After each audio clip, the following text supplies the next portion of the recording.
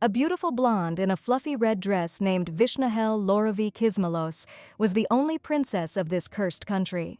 A few seconds ago, the princess was executed by 4 enraged bulls tearing the victim apart.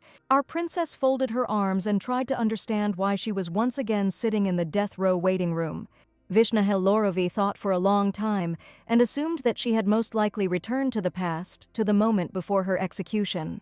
She saw a guy in a red uniform with a round watch in his hands and was sure that now he would tell her that it was time to go out.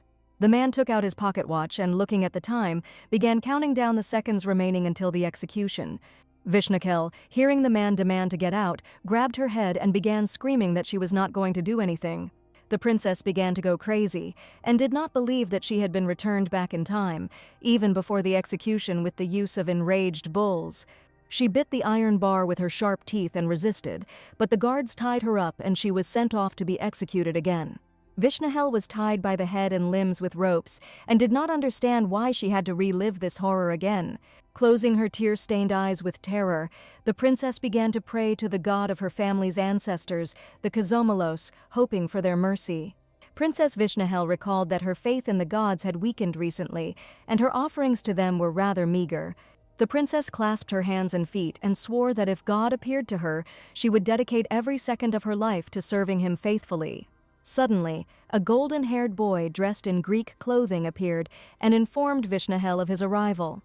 God Kizomalos, the progenitor of the family, smiled and asked his descendant if she had called him to help her. Seeing Kizomalos, Vishnahel became furious and, angry that he had not come earlier, she punched him in the face and knocked out a tooth. She continued to beat the god for not coming earlier and subjecting his only descendant to such shame. Kizomalos, shielding himself from the princess's blows with his hands, asked her to stop and listen to him as quickly as possible. Sitting down at the large negotiating table, Vishnahel said that she was an honest fighter and would give him a couple of seconds to justify himself. The golden-haired god, seizing the moment, spread his hands and informed the princess that they had serious problems.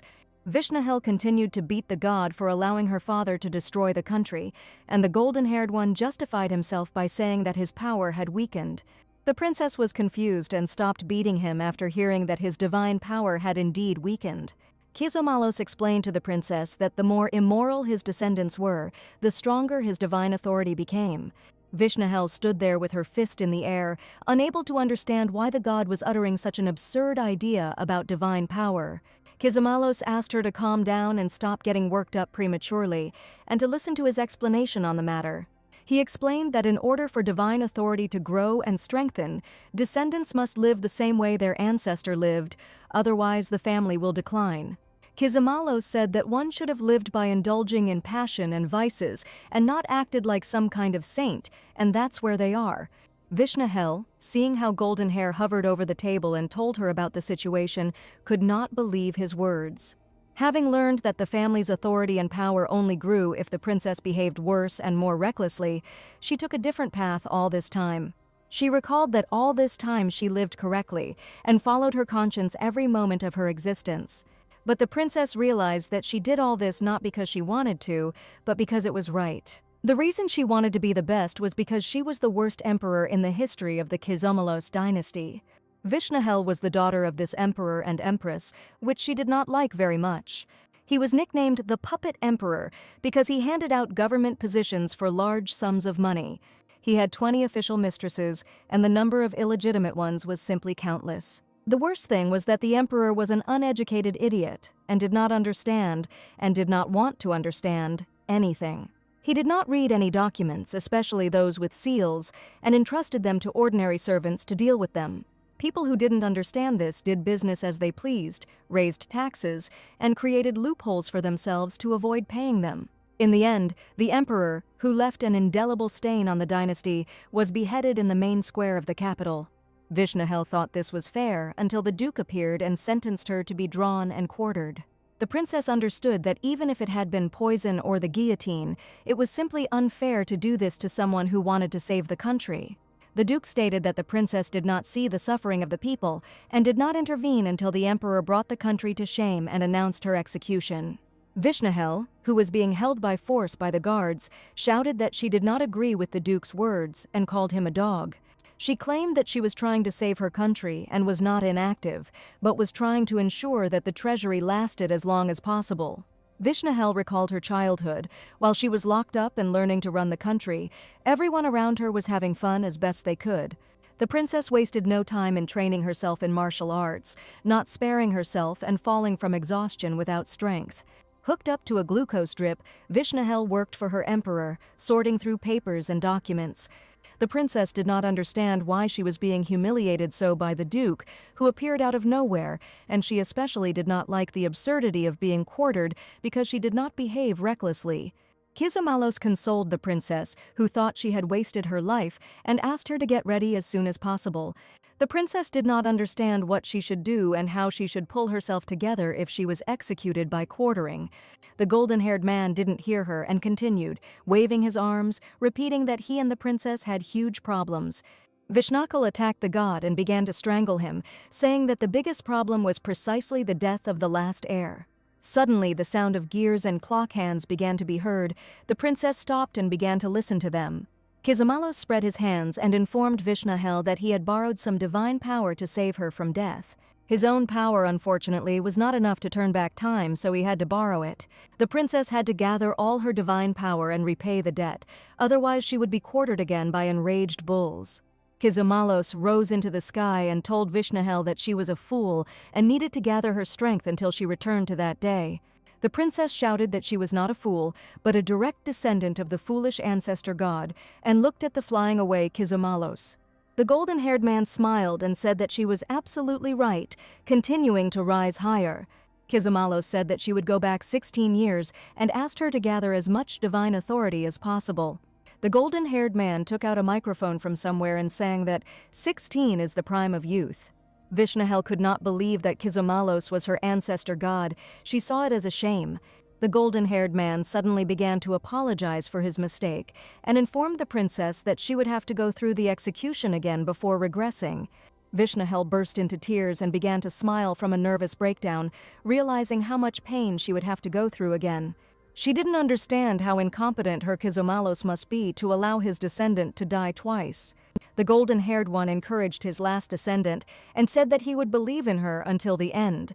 Vishnahel, tied with ropes, was simply smiling hysterically while being executed and could not answer anything. Having regressed into a child, she admitted that she had lived wrongly, and from now on she would live only recklessly and as she wanted. Sitting on the bed wearing a dress with a teddy bear was the only princess of this empire, Vishnahel Lorovi Kismalos. Just a few moments ago she was executed by quartering, and now she has rolled back in time, becoming a 5-year-old. Vishnahel reflected on the fact that she lived in a world in which much depended on divine power and status. Entire families can live in luxury for generations depending on which family god they have and how high his rank is. The princess, realizing how low their rank was, did not understand how her father, the emperor, could destroy an entire empire in 1 generation. Vishnahel suddenly realized that she was lisping again, and the maids suddenly burst into her room talking about a good day. They handed our little princess a tray with a cup and said, "If you feel a choking sensation in your soul, drink a cup of water." Vishnahel took the whole bowl with one hand and drank the contents in 1 gulp. Realizing that there was some strange red liquid in the bowl, she immediately spat it in her maid's face. Throwing the bowl away, she began to scream and ask the servants who dared to poison Her Highness the Princess with this nasty thing. All the maids knelt before Vishnahel and, asking for forgiveness, asked her to take an antidote to relieve the paralysis of the tongue. The brunette raised her fist with a serious face and shouted that, despite the fact that the princess was furious about the snake, she needed to take the medicine. The second maid offered the princess her favorite candy in the form of a stone on a ring to cleanse her taste buds. Hearing about paralysis, Vishnahel suddenly remembered this terrible incident that happened in her childhood. One day, one of the emperor's mistresses gave her a paralytic poison to drink, for which she was later executed by beheading. Unfortunately, the paralysis did not go away, and the little princess suffered for 2 whole years, lisping like an idiot. After thinking about the fact that she didn't want to lisp for 2 years in a row, the princess decided to drink the antidote. The maids praised Vishnahel for making the right decision and offered her a double dose of the antidote for paralysis. The girls continued to admire the princess, claiming that the future of the empire was in good hands, and the princess, hearing this, agreed that she was smart. Vishnahel forcefully placed the bowl she had drunk onto the tray handed to her and, lost in thought, uttered Emily's name. The maid proudly knelt down on one knee and meekly accepted her new name given to her by Princess Vishnahel. Having asked what date it was today, the princess was convinced that her golden-haired god had told her everything correctly. Waving her hand, she dismissed her maids, who bowed respectfully and said goodbye to their lordship. After putting the facts together, Vishnahel realized that she needed to raise the status of her god before she turned 21. The princess was terrified by the fact that because of the debt her god had taken, if she failed, she would be quartered for every piece not returned. Vishnahel remembered again how Kizomalos explained that in order to raise her status, she needed to live her life like a real wild child. A princess must not just live like a fool living in her house, but in style and on a grand scale, so that everyone will remember. Lord Kizomalos may have been a wild child, but he was surrounded by talented people who looked after him and raised his status. Vishnahel also decided to gather talented people around her and restore the family's strength, finally returning it to its greatness. The 5-year-old girl, lying on her bed and waving her little legs, finally decided everything. Holding up her ring-shaped caramel, she promised herself to become the most stylish and reckless princess. Having gathered all her maids and put on stylish slippers, the princess went to fire her teachers to hell. Princess Vishnahel justified this conscious choice by saying that she no longer needed an education and would live recklessly. Realizing that there was a special charm in rebellion, she decided that she would dress however she pleased and hang out wherever she pleased. The little princess and her maids stopped to take a closer look at something interesting along the way. Vishnahel's eyes lit up and she saw something incredible that inspired her greatly. In front of her little body stood the very same elephant-shaped slide that our princess had dreamed about her whole life. The maid, seeing the princess rushing towards the slide like a bullet, shouted that it was too dangerous, but the princess had to ride it. A second later, the princess was already sliding down the slide in the form of an elephant at high speed, which greatly frightened Emily. Vishnahel, having descended, immediately shot up into the air like a bullet at the angle of the hill and flew away. Having skillfully applied her not-forgotten martial arts, the little princess, having grouped herself, sank to the ground. Vishnahel had a smile from ear to ear after such entertainment, and she immediately wanted to repeat it. Climbing that elephant slide again, she wondered how she had ever lived so many years without ever trying it. Deciding that she needed to make up for all the lost time, she decided to go sledding every day. The princess crossed her arms and was already looking forward to the next time when she suddenly heard someone order her to get off the slide. The guy in the red shirt, surrounded by maids, was angry and demanded that the princess get off immediately because his dad bought it. The blonde man in the red shirt was the emperor's son named Trinity, and he continued to threaten the princess, saying that she was finished.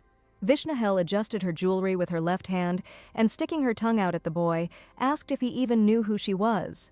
The little princess overdid it and found herself in an awkward situation, biting her tongue due to the effect of the paralysis poison.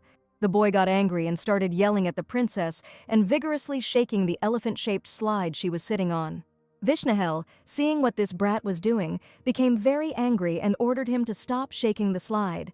With her arms crossed over her shoulders, Princess Vishnahel began to quickly descend the slide, seeking to punish the boy. A boy in a red shirt pushing a slide noticed a shadow hanging over him. It was a princess who was flying straight towards him. The princess, reaching the head of the impudent boy, hit him on the head for swinging the slide and yelling at her. The maids ran in terror to separate the children, but the princess continued to furiously beat her attacker, who was unable to fight back. Princess Vishnahel Lorowi-Kismalos found herself in a prison for political prisoners on the very first day of her reckless life. The Duke, reading a book, slammed it shut and tried to figure out why he was hearing a child's voice in the prison. The jailer threw the only princess, the heir to the throne, behind bars on the orders of some small-time idiot. Vishnahel did not understand why. For just a few blows to the crown of the emperor's son, she was put in a prison cell. The little girl, sobbing with the volume of a pterodactyl, was unhappy that she had ended up in such a place and hated everything that was happening. The guard was worried and warned the princess that if she continued, the emperor might become very angry with her behavior. The princess didn't care about this idiot. She got a big microphone from somewhere and was going to give a concert. She got into character and began performing her composition called "Let Me Out," waving her arms and closing her eyes. Princess Vishnahel continued to sing her song into the microphone, continuing to sing louder and hit higher notes. Suddenly, there was a powerful blow behind the little girl, and a small piece of stone broke off from the wall. Vishnahel was frightened when she saw this, but did not immediately understand what was going on, assuming that she had taken too high a note. A curious little girl looked through a hole in the wall and saw a man who told her that she was singing too loudly. The Duke sat looking at the floor and said that prison was no place for a child, and asked why such a little girl had been put there. The princess didn't lose her composure and told the man sitting opposite her that she had simply given a little brat a beating. Vishnahel said that, being a princess, she beat up the emperor's son, the Duke. Upon hearing that she was a princess, immediately apologized. The princess ordered the Duke to look at her with respect, but he reported that he could not understand anything because of her lisp. The princess took the microphone again and told the man that he was a commoner and could not talk to her like that. The Duke said that he had behaved rudely and asked for mercy, and to leave his anger, the little girl accepted the apology and forgave him. The man lifted his head from the floor and asked the little princess why she had hit that little boy. Vishnahel said that she saw a slide in the shape of an elephant and decided to ride it, but the emperor's son began to chase her away and be rude to her. The princess folded her hands, proudly closed her eyes, and said that everything in the kingdom belonged directly to Her Majesty. The Duke, hearing this, thought about it and was dissatisfied with the fact that such a spoiled child would one day rule the country. The man looked at the princess and asked if she had been able to win, and the princess, pleased with herself, confirmed this fact. The Duke looked encouragingly at the princess and said that the most important thing was indeed victory. Vishnahel speculated that difficult individuals end up in political prison and assumed that he had protection. The princess was delighted because she could, with this low-born man, throw as much mud at her idiot of a father, the emperor, as she liked. The little girl collapsed on the floor, closed her eyes and tried to understand what was going on in her father's head, since he allowed her to be here. Vishnahel raised her head because she heard the guard address her. The boy opened the door of the prison cell and, turning to the princess, said that the emperor was calling her to see him. Vishnahel thought that her cretinous father had finally come to his senses after his opium dreams and agreed to go. The Duke asked if the princess was leaving already. She replied that the imperial heir would not be able to register in this kennel. After some thought, Vishnahel decided to release the Duke and asked him to wait for her for a while. The coolest princess had already begun to devise a plan to free him, thanks to the bonds forged by their foul language. The princess, accompanied by a guard, thought that the emperor had gone crazy and had gone to summon her to the empress's palace when the empress herself was not there. Approaching the doors, which were guarded by a guy in a white suit, she remembered that the empress was not present at all. Her mother was a stately, dark-eyed brunette, and the last empress, the eldest daughter of the Loravi family. The empress, Vishnahel's mother, could not stand the idiocy of her husband and decided to burn herself and him, but the emperor survived. During this performance, the idiot acquired a permanent tan on 50% of his face, and for the next 6 months he couldn't look at meat. In addition to this, the emperor was unable to recover from the psychological trauma and still has not appointed a new empress for the country. Vishnahel assumed that if her emperor dad was hanging out here, it meant he had bequeathed the palace to one of his mistresses. A guard in a white uniform escorted the princess, who was unhappy with this violation and worried about what her ancestors would say. Vishnahel was disappointed that the emperor did not even put on a shirt and did not send his proforsetka out of the room. The emperor, standing before his daughter in a single sheet, reproached her for having no manners and for not greeting him. The maids, seeing this, immediately ran up to the little princess and, taking her by the shoulders, began to lower her and tell her that she needed to kneel. The emperor asked Vishnahel why she hit Trinity. She said that she finally found out the name of this baby. The father ordered his daughter to apologize to her brother and her mother. The princess replied that her mother had been burned alive. The emperor slapped Vishnahel across the face and ordered her not to mention her name in his presence again. Holding his hand, he repeated his order to apologize to his brother and mother. The princess, her cheek red from the blow, did not want to hear her father and said that she could not, because her mother had not been resurrected. The crazy father raised Vishnahel by the hand and ordered him to stop angering him on purpose. The princess did not agree and shouted that the rightful heir would never dare apologize to some weakling. Vishnahel freed herself from the hand and smashed a container with some red liquid, splashing it across the floor. Grabbing a candle from the table, she began to threaten the emperor that if he didn't come to his senses, he would put on a fire show just like her late mother. The emperor became frightened and began calling the princess a scoundrel, and Vishnahel continued to threaten with the candle. The little princess found herself back in her cell after her prank, and the duke greeted Her Highness the princess. Vishnahel greeted the man and allowed him to rejoice, and also asked him to patch up her little cheek. The duke became frightened and, wiping the smile from his face, asked the little girl how badly she had been wounded by the emperor. Vishnahel said with tears in her eyes that her mouth was covered in blood after the slap, and she didn't have time to burn her daddy to hell. The princess continued to complain to the duke that the last time he simply kicked her when she got in his way, which angered the man. The little girl took out her big microphone again and started screaming into it at the top of her lungs for them to bring her a doctor. The duke smashed the wall with his fist, which greatly frightened the princess, who cowered in a corner from the blow.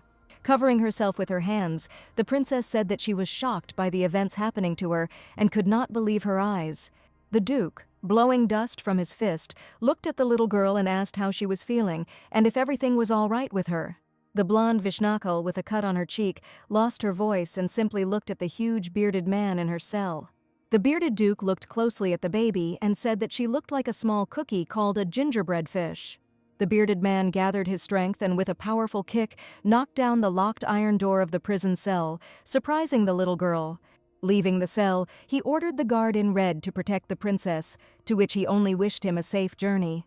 The princess looked at the events happening to her with large, uncomprehending eyes, trying to figure it out. She started cursing at the duke's special effects and said that if she got sick or caught a cold, it would be his fault. A security guard and a doctor in a white coat and with a large first aid kit in his hands immediately appeared and asked if everything was okay with the baby. Vishnahel, with a hole in the wall and red eyes in the background, scolded the doctor for asking such a stupid question. The doctor immediately apologized to Her Highness and, taking the instruments in his hands, sat her down on the bunk and began to conduct an examination. Princess Vishnahel had a bandage put on her cheek, and in the duke's cell she saw his book and wanted to read it. The little girl, seeing the table of contents of the book, understood that it was forbidden literature and was not surprised why the man was there. The duke returned, frightening the princess with his appearance, and reported that he had just kicked the emperor's insolent ass. Vishnahel couldn't believe that he had just taken revenge on the emperor, and on top of that, he had returned back to her cell. The princess, reasoning that he had some kind of incredible roof, tried to understand why he then looked like a grizzly and was sitting here. Vishnahel turned to the shaggy duke, looked at him again carefully, and told him that he was a boar. The duke looked at the princess, smiled at her, and agreed that he was a real pig. After examining the man again, Vishnahel ordered him to shave as quickly as possible, and he reported that he had beaten the emperor in her name. The princess looked dubiously into the duke's eyes and asked why he had done this when he had not been asked. The duke was embarrassed when he listened to what Vishnahel was talking about, and he was especially embarrassed by her thoughts about self-gratification.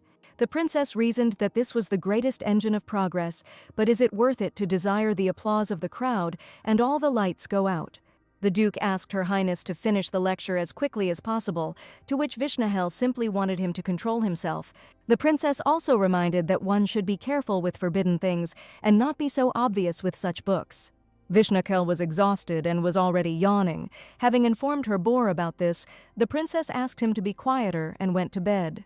The bearded duke put the princess to bed, covered her with a blanket, and wished Her Highness sweet dreams. After a few moments, Vishnahel began to snore sweetly and watch her dreams, and the boar watched this process. The little princess was furious at the food they were trying to feed her and threw the table into the passageway outside her cell in anger. The guards apologized to Her Majesty and explained that the food in prison is always like this, and the warden even skimps on salt. Vishnahel raised her hand and ordered that while she was here, her food was to be prepared by her personal chef. The guards fell on their knees, thanking Her Highness for such generosity, and promised to carry out her orders. Vishnahel, still with a plaster on her cheek, was pleased with herself and turned to her large neighbor, the boar. The princess asked the duke if he wanted to tell her something. The man ironically asked her if she knew about masturbation. Vishnahel got angry, folded her arms, and, offended by her neighbor, called him an ungrateful goat. A guard in red arrived at the duke's cell and, after greeting him, handed him a tray of delicious food. Vishnahel, seeing this, took a beautiful strawberry and put it on a tray for her cellmate and wished him bon appétit. The princess added that she did it only for her own self-satisfaction, and the boar noted that she couldn't help but tease. Vishnahel explained that she took this trait from her aunt Loravi, and now she never wants to bend over the boar, noted the Loravi name. The Duke, with sad eyes looking at the wall, said that this family had conspired with his uncle to kill his parents. Princess Vishnahel was afraid that she had most likely touched her neighbor's sore wound and apologized for her aunt. Borov said that there was nothing to apologize for. They died because of their weakness, and they themselves seized lands in the same way. The Duke's uncle sold him to the imperial family, with their eyes on his inheritance, and they immediately sent him to the battlefield.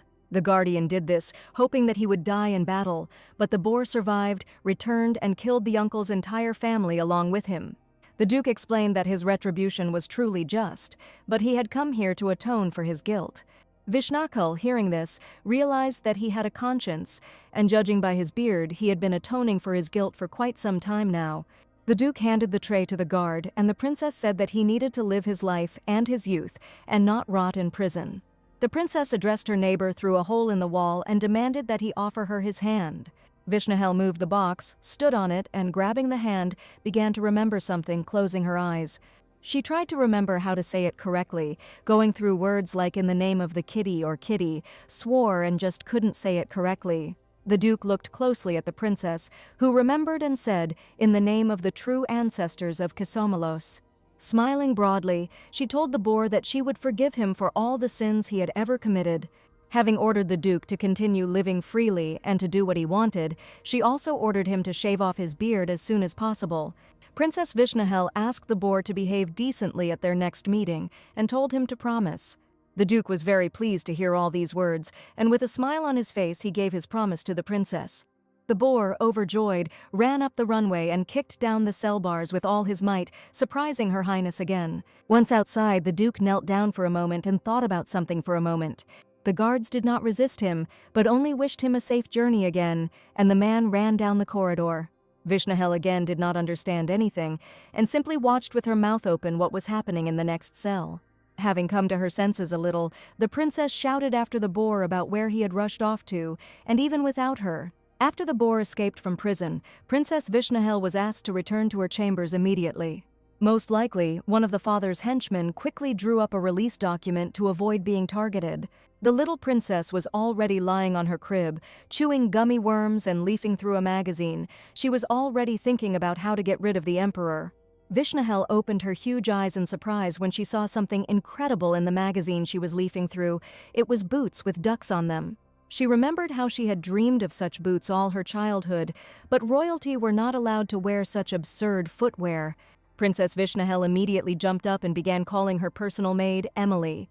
The dark-haired maid arrived, knelt down and put her hand to her chest, and announced that she would be Emily's attendant today. Vishnahel jumped on the bed with a smile from ear to ear and showed off those very duck slippers in her magazine. Emily, with wild eyes, ran at lightning speed to buy slippers from the merchant who arrived at the castle. The little princess, having folded the magazine into a tube, was already looking forward to trying on her new flip-flops with squeaking ducks. A lady in a green dress with red hair and a beautiful green hat came into Princess Vishnahel's chambers. Entering the room, she looked at the baby with crazy eyes and screamed the princess's name at the top of her lungs. Vishnakul, clenching her fist in one hand and her magazine in the other, recognized the woman as her aunt named Kazelna. She was the youngest and only sister of the late empress, and was also the current head of the Lorovi family. The princess remembered how this loud-mouthed person would scream like crazy every time the topic of dignity came up. This woman always forbade everything that did not correspond to her opinion of dignity, and even tore up the first love letters from the princess's admirers. She always compared Princess Vishnahel to her mother, and also taught her embroidery and knitting because that's what her mother did. As a result, by putting in her 2 cents everywhere, she greatly limited her position in the imperial house. Vishnahel looked at the woman and tried to understand why she was here and not fighting on the battlefield. The princess became angry just from the memory, especially because she did not save her from execution because she was at war. The red-haired aunt turned to the princess and asked what she had done to end up in prison. Grabbing Vishnahel by the face, she began to ask what had happened to the little princess's face. Looking closely at her niece, she reflected on how the girl resembled her mother in face, only her eyes were inherited from her father. Vishnahel couldn't do anything but think how creepy this was and why she was listening to all this. The aunt scolded the maid for not having brought the divine crystal to treat the princess yet. Divine crystals are a valuable resource created by the gods of healing. Even a low-ranking crystal can, for example, reattach a severed arm. Thus, the crystal of the supreme god is so expensive that even if the princess's castle were sold, it would still not be enough, but the aunt decided to pay for the crystal. Vishnakal reminded that her aunt had no more money, as she had spent all her funds on the war. The princess advised her to get married, to which the red-haired girl took offense and promised to tickle Vishnahel to death. Auntie's punches were incredibly fast, and the little princess barely had time to dodge their speed. Dark-skinned Emily entered the room, holding those same slippers with the duck over her head, and called out to Her Highness at the top of her voice. These were beautiful ducklings, which the maid managed to successfully intercept so that Trinity would not get them. Vishnakel was shocked by what she saw and highly praised the maid for her excellent work, while her aunt was perplexed. The little princess quickly climbed onto the bed and made her maid let her try on the ducks as quickly as possible. Having put on the lovely boots, Vishnahel was very happy to hear how loudly they quacking when walking. The little princess continued to happily slap her slippers and make quacking sounds, something she had dreamed about all her childhood. Auntie would have liked to object to something about royal dignity, but Visha was too cute in those slippers. Emily wanted to laugh, but she couldn't, because it was a crime worthy of death. Vishnakal, seeing this, patted the maid on the back and promised to come up with some kind of punishment for her for this. As a sign of her gratitude, the little princess allowed Emily to be present at her bath. Bowing before the duck-shaped slippers, the maid said that she was immensely grateful to the princess. Auntie also wanted to go swimming, but Visha forbade anyone to enter except Emily. The maids took the aunt, who was calling her niece, by the arms and carried her out of the princess's chambers. Vishnahel looked at what was happening with sadness and thought that she had not realized before how annoying her aunt was.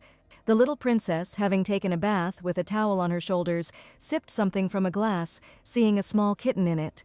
Plopping down on the bed, she shouted that banana milk after bathing is real happiness. Vishnahel was glad to be rid of her annoying aunt and to have acquired the quacking slippers. The maids who entered the chambers looked very rumpled and with faces swollen from blows, which embarrassed the princess. Vishnahel stood on the bed, and the maids immediately fell to their knees. The princess asked if they wanted a new punishment. Emily raised her head and said that the mongrels from the Empress's palace had gotten out of hand, and they had decided to teach them a lesson. The princess was embarrassed that some concubine was behaving as if she were a real empress, and was already thinking about how to teach her a lesson. Vishnahel had the idea that it was necessary to find a person who would fight this pink partridge in her place. The first thing the princess did was order her maid Emily to prepare whatever she ordered. A tall man dressed in a black cloak was watching the princess's domain. It was Borov, who had finally shaved his beard as he had promised, and said that he was going after the little princess. Vishnahel decided to park her butt near the palace, set the table, and sit here until the emperor woke up. The princess will do this together with Lady Bridget, the future new passion of her idiot dad. Vishnahel recalled that before returning to the past, her father had found himself a new favorite, which had shaken the pink-haired girl's position. The new favorite was the count's daughter Bridget, and the princess decided that she would personally palm off a new passion on her father. The two girls sat down at the table set by Vishnahel, and the maid began to serve them tea. One of the girls was Bridget's sister.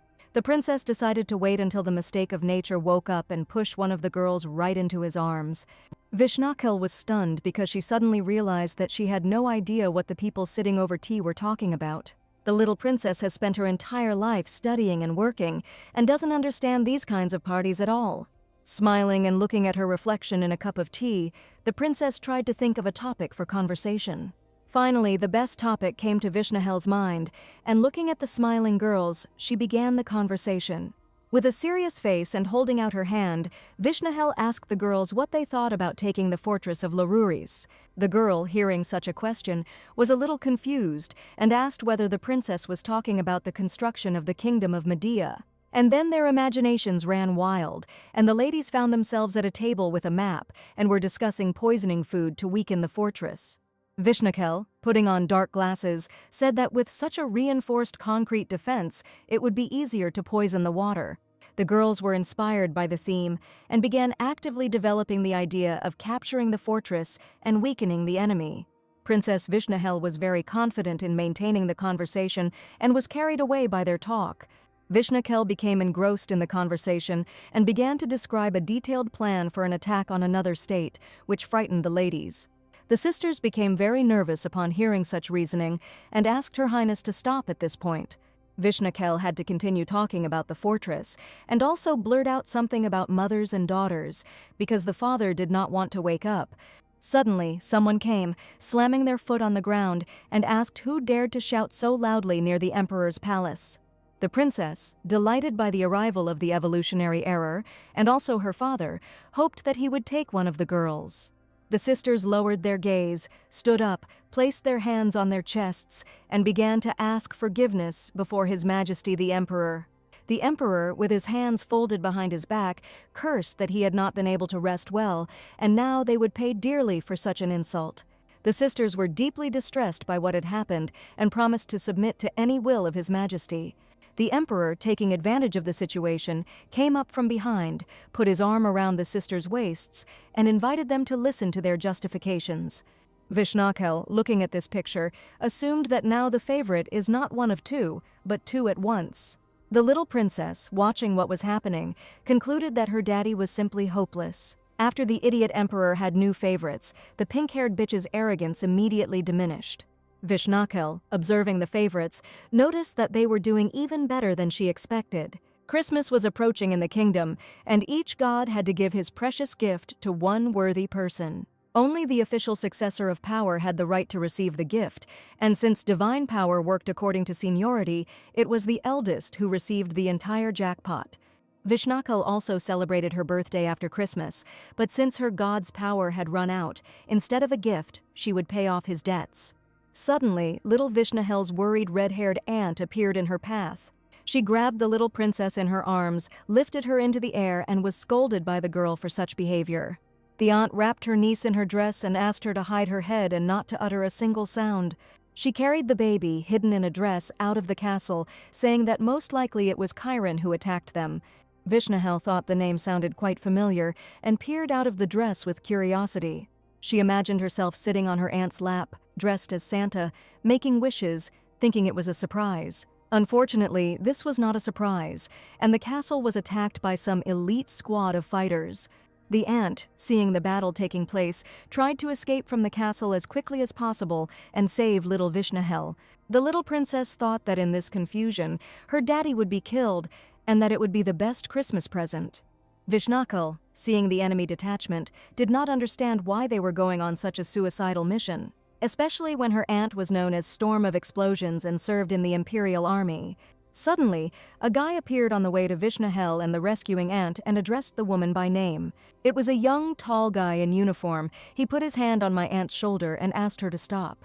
Redhead smiled and playfully asked how he dared to block her path, knowing who she was and what she was capable of. The guy pulled at his clothes and warned that if she left this place now, she would definitely die. The aunt smiled and said that he would be the only one who would die, but the guy only beamed upon hearing this and confirmed her words.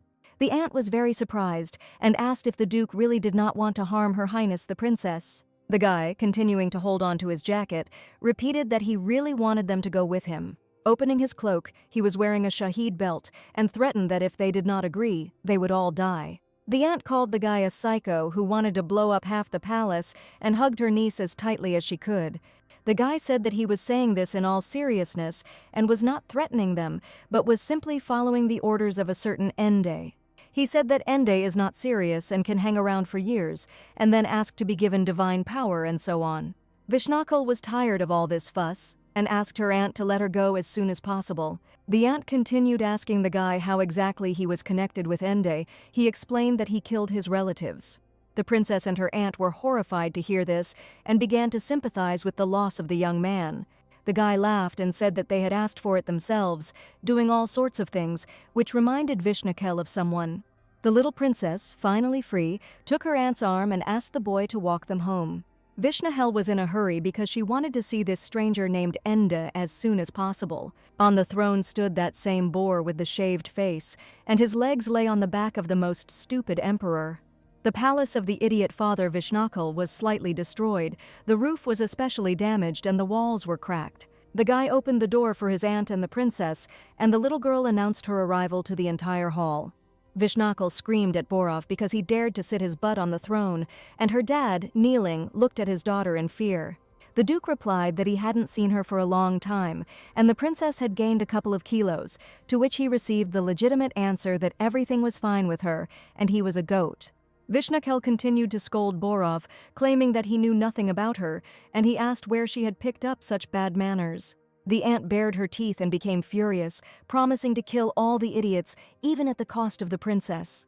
The Duke promised to carry out Princess Vishnahel's choice, and her father immediately began whining like a dog for her to choose him. The little princess asked the boar to explain his thoughts more clearly, to which he replied that he simply did everything as he wanted, following her advice. The Duke explained that if Vishnahel chose his father, he would take responsibility for everything that had happened and commit suicide. And if the princess chooses him, then he will protect her forever. The girl did not fully understand, so the guy with the bomb promised to explain everything to her. Writing it all out in detail on the blackboard in chalk, he explained that Enda Kiron, after being released from prison, suddenly decided to become her father. After all this, an operation to destroy 3 generations of this family began, and now everything depends on Vichy. Another option was to entrust everything to Lorovi and put Vishu on the throne without intermediaries, but Auntie was not at all in the political mood. Having collected all her thoughts, Princess Vishnahel finally realized that the same Borov from prison was sitting in front of her. The Duke, without batting an eye, looked at the princess and asked who else she wanted to see there. She raised her finger and began to justify herself by saying that first impressions count, and she remembered him as a bandit. Borov rose from his throne, kicking the unfortunate father, and reminded him that his subordinate was carrying a whole mountain of explosives.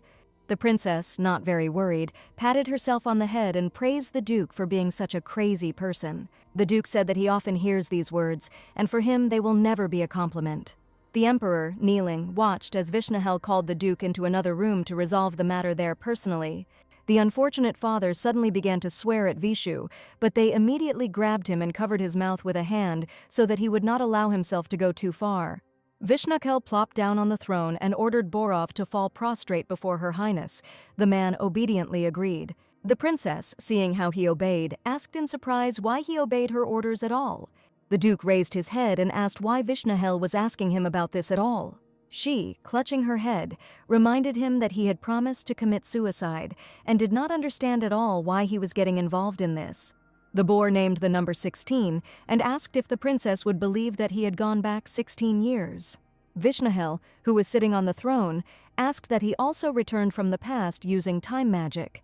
The boar smiled and said that he knew word for word what the little princess would answer him. The princess realized that she had said too much and began waving her hands and saying that Borov had misunderstood everything. The Duke began to tell how he met his god, and he revealed that he had fallen to a lower rank when he helped Kasamalos turn back time. He was worried that if something like this had happened to his god Chiron, it was scary to even think about what had happened to Kasamalos.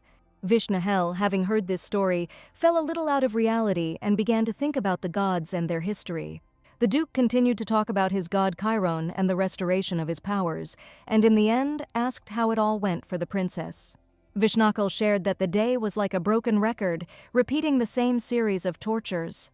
Sitting more comfortably, she asked Borov if he remembered their meeting, other than the one in the political prison. The Duke thought for a moment and replied that the princess behaved like a teddy bear, but was as perceptive as a demon. He said that he had no memories of his past life, although his god told him otherwise. Princess Vishnahel jumped from her throne when she heard that Borov was responsible for the death of the last heir of Kasamalos. The Duke, receiving blows and screaming about how damn painful it was, apologized to the little girl. He reminded that Her Highness the Princess needs her own people who will help her repay the debt over the next 16 years. Vishnahel did not believe that he was doing all this out of pure enthusiasm and asked about his sincere intentions. The Duke said that the power of his god grows only if he raises the child correctly. Vishnahel didn't like that Borov wanted to use her and tried to pull out his hair while sitting on his shoulders. The Duke looked at the little princess and explained that this was partly true, but he would not admit this fact. Vishnahel suddenly felt a sick feeling in her stomach and said that she would leave because she didn't want to endure it. In the restroom, the little princess was having a real brainstorming session. She thought that a psycho was the best option. Returning to Borov, she pointed her finger at him and said that he had an impudent face. He thanked her for the compliment.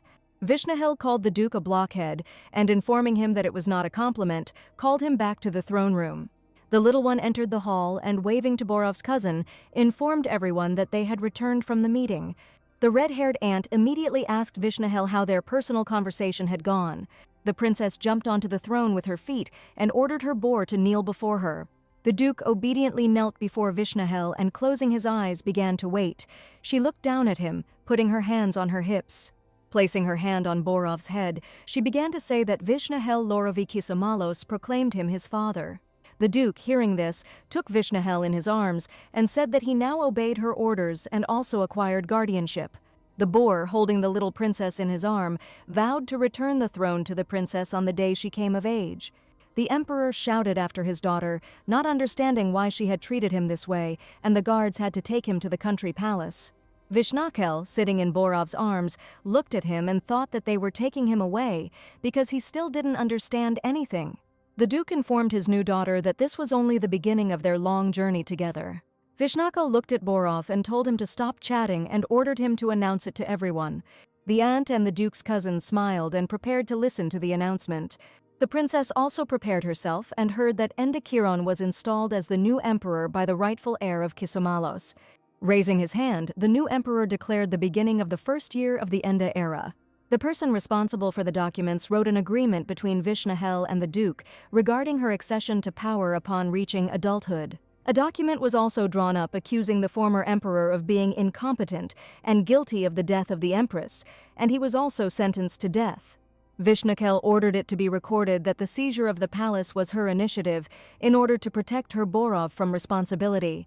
The man entered the hall and announced that all the ministers were assembled, and the emperor had ordered that they be invited to him. Upon entering the hall, people were shocked by the events taking place and did not understand how to react to what was happening. They saw the Duke sitting on the throne, and on his lap was a large pillow with a little princess. Vishnahel explained that if they did not contradict her, then everyone would be alive, and asked those who did not agree with her ascension to raise their hands. Borov confirmed the princess's words and, running his thumb across his throat, promised to finish off the traitors personally. One of the ministers asked Borov what Her Highness Princess Vishnahel had to do with it. The Duke explained that the little princess was under his protection and had something else to announce to everyone. Her Highness Princess Vishnahel must report the exact date and time of the former emperor's execution. People began to whisper that this was cruel, and they worried that she would one day become empress, and they were also afraid of Borov. The princess smiled mischievously and announced that she simply wanted to burn her father at the stake. She went crazy and said that she had to do this in order to avenge her late mother. An old woman who was a chamberlain hissed from the hall and called Vishnahel a merciless witch. The old woman closed her eyes, laughed, and asked how she could say such vile words to Her Highness. The princess heard how they were being insolent towards her and promised to remember that she would remember it for all 13 years, which angered the old woman. Borov didn't like the old woman's behavior and suggested eliminating her, but Visha stood up for her, saying that she was doing her job well. Princess Vishnahel, hearing the Duke's approval, reminded him that they were bound by fate and proudly clenched her fist. The boar, hearing how happy the princess was that they would walk this path together, again thought about something strange. Vishnahel desperately tried to cover her head with a pillow to block out the noise that was keeping her awake, and threatened to hit the person making the noise on the top of the head. Suddenly, she heard herself being praised for getting closer to Chiron, and in horror she jumped up from the bed and saw her golden-haired one. Kisumalos revealed that through their father-daughter bond, he had increased his divine power and could now materialize and help while nearby. Vishnahel looked at him with her mouth open, asking if it was really her golden-haired god standing before her. Kisumalos placed his hands on his hips and explained with a serious face that he had poured power into her dream to convey this message.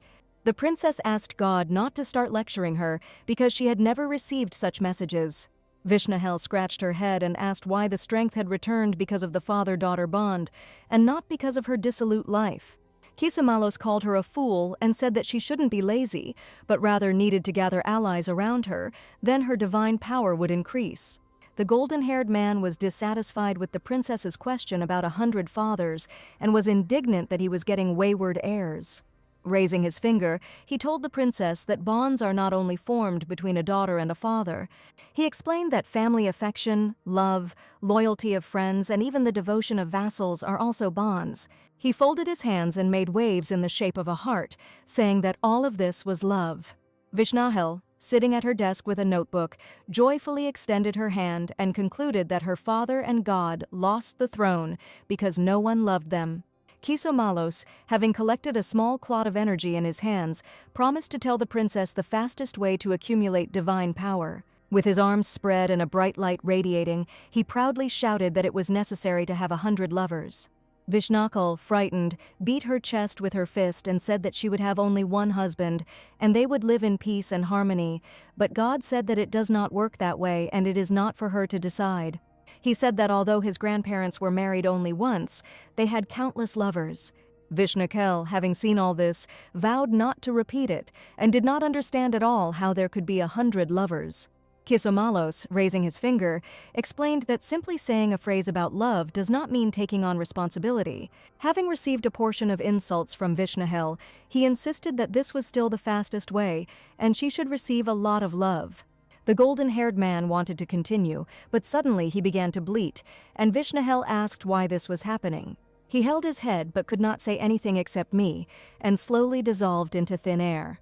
The little princess ran after him and asked him to stay after all the nasty things he had said to her.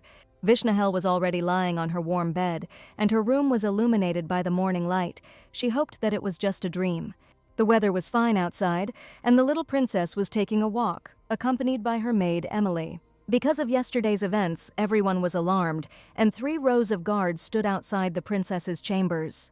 A man whom Vishnahel had never seen approached her and asked, coughing, for her highness. The man bowed, placing his hand, and stated that they were knights of the House of Chiron. He explained that the palace was under attack by the troops of the deposed emperor, and they would defend the princess's palace until safety was guaranteed. The knight proudly said that it was an honor to guard her imperial majesty, and the princess sleepily patted him on the leg and praised him. Vishnahel asked the knight since when they began to attract the attention of the rams, to which the knight said that the duke was not so bad. She continued asking who had brought the golden ram into the palace that would not shut up. The maid explained that he had appeared there in the morning and had not stopped talking, and the knight remarked that this was a good sign for Kisomalos. Vishnahel laughed and asked if it was a good sign that Chiron, and not Kisomalos, had ascended to the throne. The knight, believing that he had insulted the princess by holding his sword to her throat, promised to atone for his sins, which frightened Emily. Vishnahel waved her hand, calming her subordinates, and informed them that it was just a joke, and asked for lamb for lunch. She ordered the soldier to catch the animal and sent the maid to the palace to call the head cook. The knight caught the animal by throwing a rope around its neck, and the princess said that he asked for it when he was yelling under the windows. Vishnahel explained that she was doing this only because the lamb would die sooner or later anyway, and there was no point in waiting. Emily, with sweat on her forehead, announced that she had brought the exclusive chef of the princess's imperial palace to the princess. The little princess held the ram by the rope and asked it not to move as she showed it to her chef. The cook took off his hat and, apologizing to the princess, said that the animal was old and not suitable for cooking. Vishnahel believed the cook and did not want to eat the tasteless food, and also thought that it was still not good to eat the symbol. The princess was upset, gave the rope to her knight, and asked him to throw the animal outside the palace. The ram brayed when he heard that as soon as he was let out of the gate, he would most likely be eaten or turned into sausage. Vishnahel was very hungry in the morning, decided to ask someone to cook her breakfast, and started calling her cook. Suddenly, a red-haired aunt appeared, running quickly and greeting her dear niece. Auntie, waving her arms, suggested to the dissatisfied Vishnahel that they have breakfast together and at the same time review the rules of etiquette. The little princess, folding her arms, refused her and sent her home to eat while she herself went to the dining room to dip bread into soup. Auntie, hearing about the soup, became nervous and reminded her that she had taught her last week. Visha explained that this is how wild children live. The redhead explained that only her father was a wild child, while her mother was well-mannered and had impeccable manners. Vishnahel smiled and said that if she was so dear to her, then she should go hang out in her tomb. The aunt didn't like her tone. She grabbed the princess and promised to give her 10 punishment kisses. In the distance, Borov's cousin appeared and announced that there was urgent news from His Majesty the Emperor. Vishnakel didn't understand why the guy was talking about some problems, smiling, and even with tears in his eyes. The Duke was furious with a sour face and asked that Princess Visha be brought to him immediately. The woman who lived in the Emperor's chambers tried to attack him, but failed miserably. Vishnakel felt disgusted that this country bumpkin was sleeping in that room, and she thought that he apparently had strong nerves. The cousin began to justify himself by saying that Borov probably didn't know about the rules, and that his aunt had promised to give him a lecture. Vishnakel laughed and suggested that they go through to look at this crumpled village face in the form of an emperor. When they arrived, they found Borov smoking a cigarette and looking at the woman tied up in front of him. The auntie, who was holding Vishu in her arms, covered her nose because of the smell of cigarettes, and the princess began to cough. The Duke began fiddling with his cigarette on the bed and asking how they proposed to punish the tied-up woman. Vishnahel was distracted from the topic, looking at the Duke and not understanding how it was possible to look so naturally like a scoundrel. According to palace law, illegitimate children should be killed, and favorites should be returned to their families. Vishnahel, looking at the woman, suggested that Borov could have been a pervert and crossed the line while she was sleeping. But then the woman screamed and called the Duke a useless impotent, which confirmed that he had not crossed the line. The cousin, hearing this, began to roll hysterically on the floor, laughing and repeating the word impotent over and over again. The Duke was outraged that Lady Lorovi was raising the child, since she already knew the meaning of such a word as impotent. The aunt began to justify herself by saying that it was not her fault, and she had said the word impotent only 21 times in front of the child. The cousin, wiping away a tear from laughter, said that Borov is not impotent, but simply does not consider people to be people. Visha asked who he considers them to be then. The guy thought about it and, imagining images in his head, suggested that he considered them to be some kind of likeness of monkeys or pandas. Giving a thumbs up, he explained that they would find out for themselves after they had lived with the Duke for a while. Visha allowed her to be made a mistress if desired, but advised strangling her offspring just in case. The woman turned to Her Highness in fear and said that Trinity was not guilty, and such a low person as she could not cherish thoughts of betrayal. Vishnahel, seeing the woman's emotions, suggested castrating her instead of killing her, branding her as a rebel and throwing her away.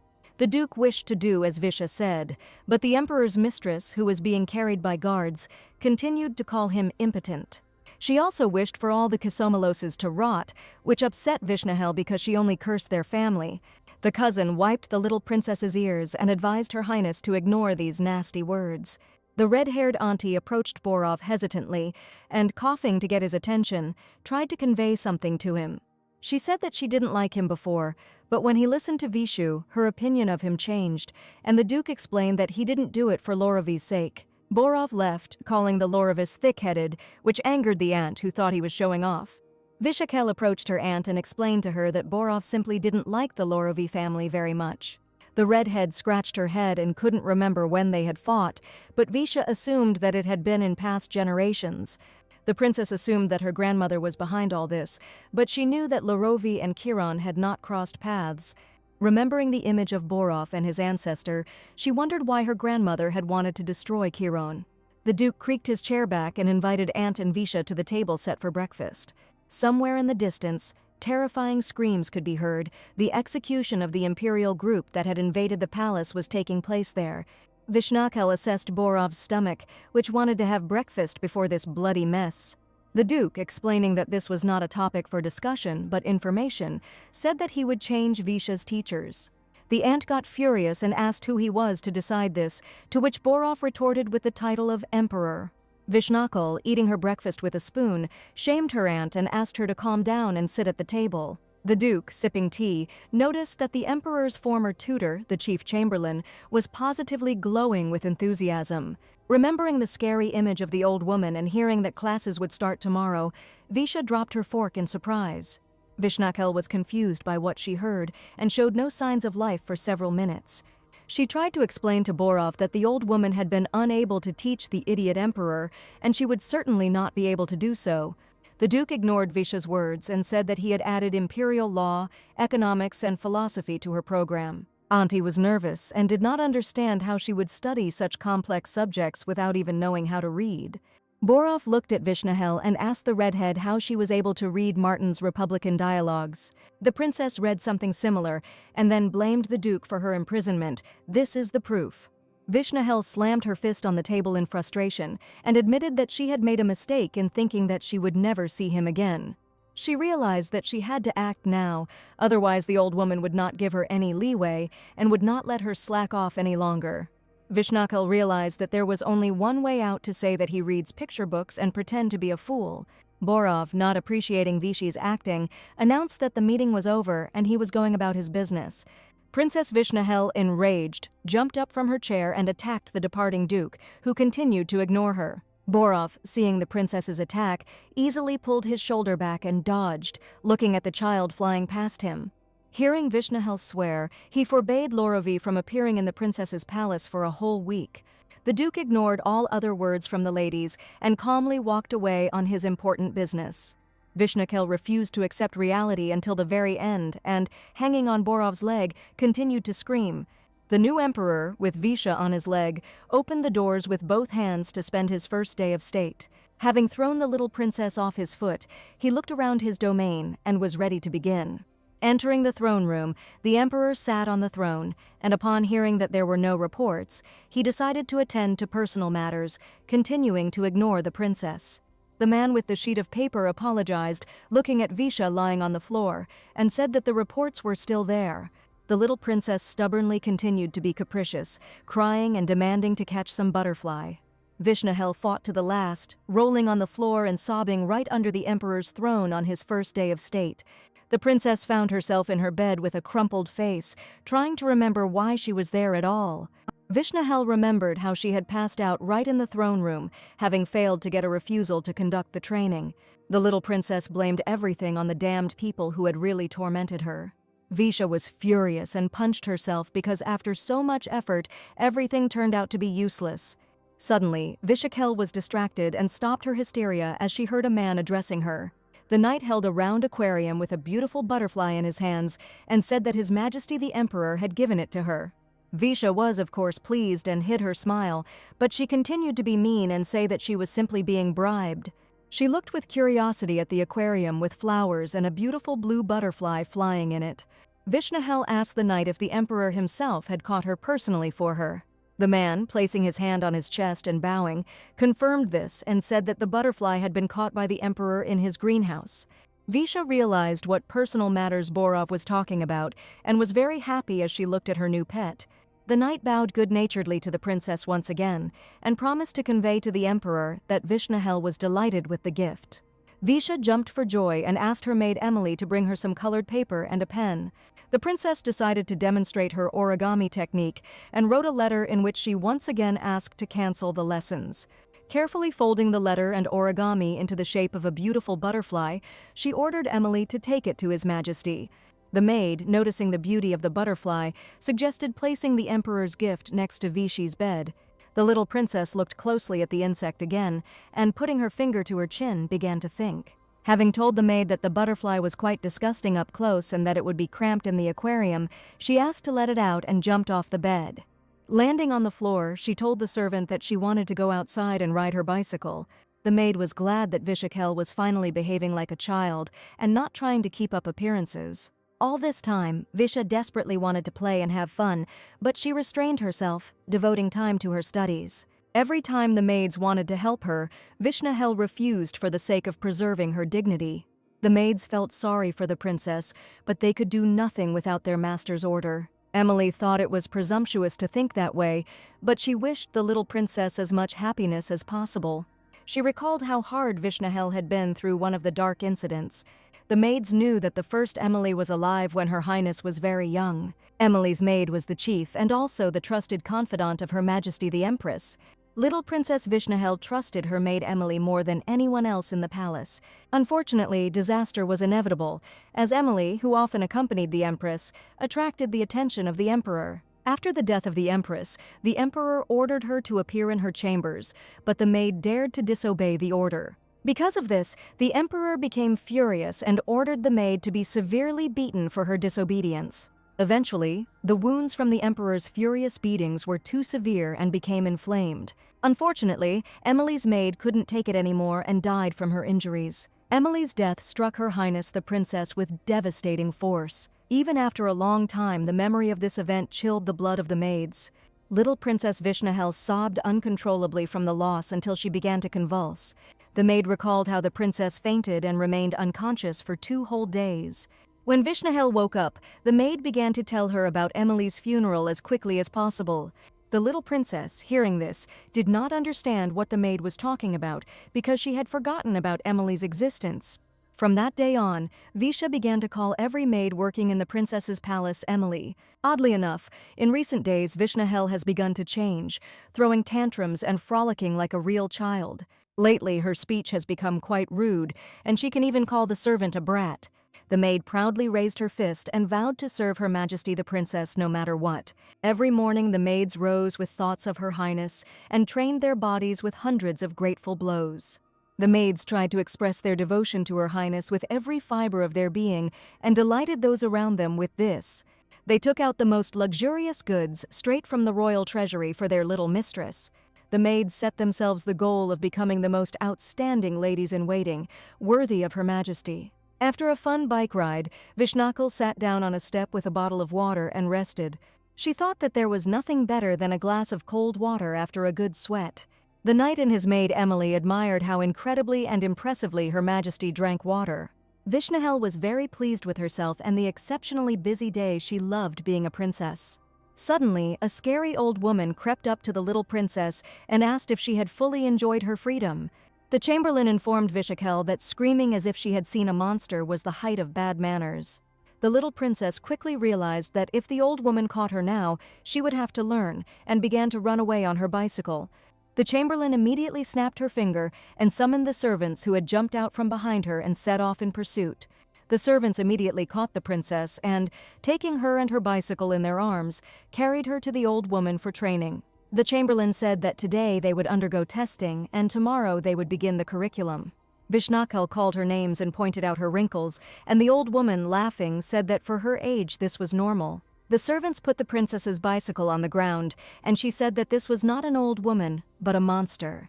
Vishnahel circled the chamberlain and screamed incessantly, not even noticing that she was in a classroom. The old woman, her eyes flashing, said that if the princess passed the test with 100 points, she would be exempt from classes. The little princess was serious and asked the teacher when the test would start, and she remarked that it was pleasant to talk to her.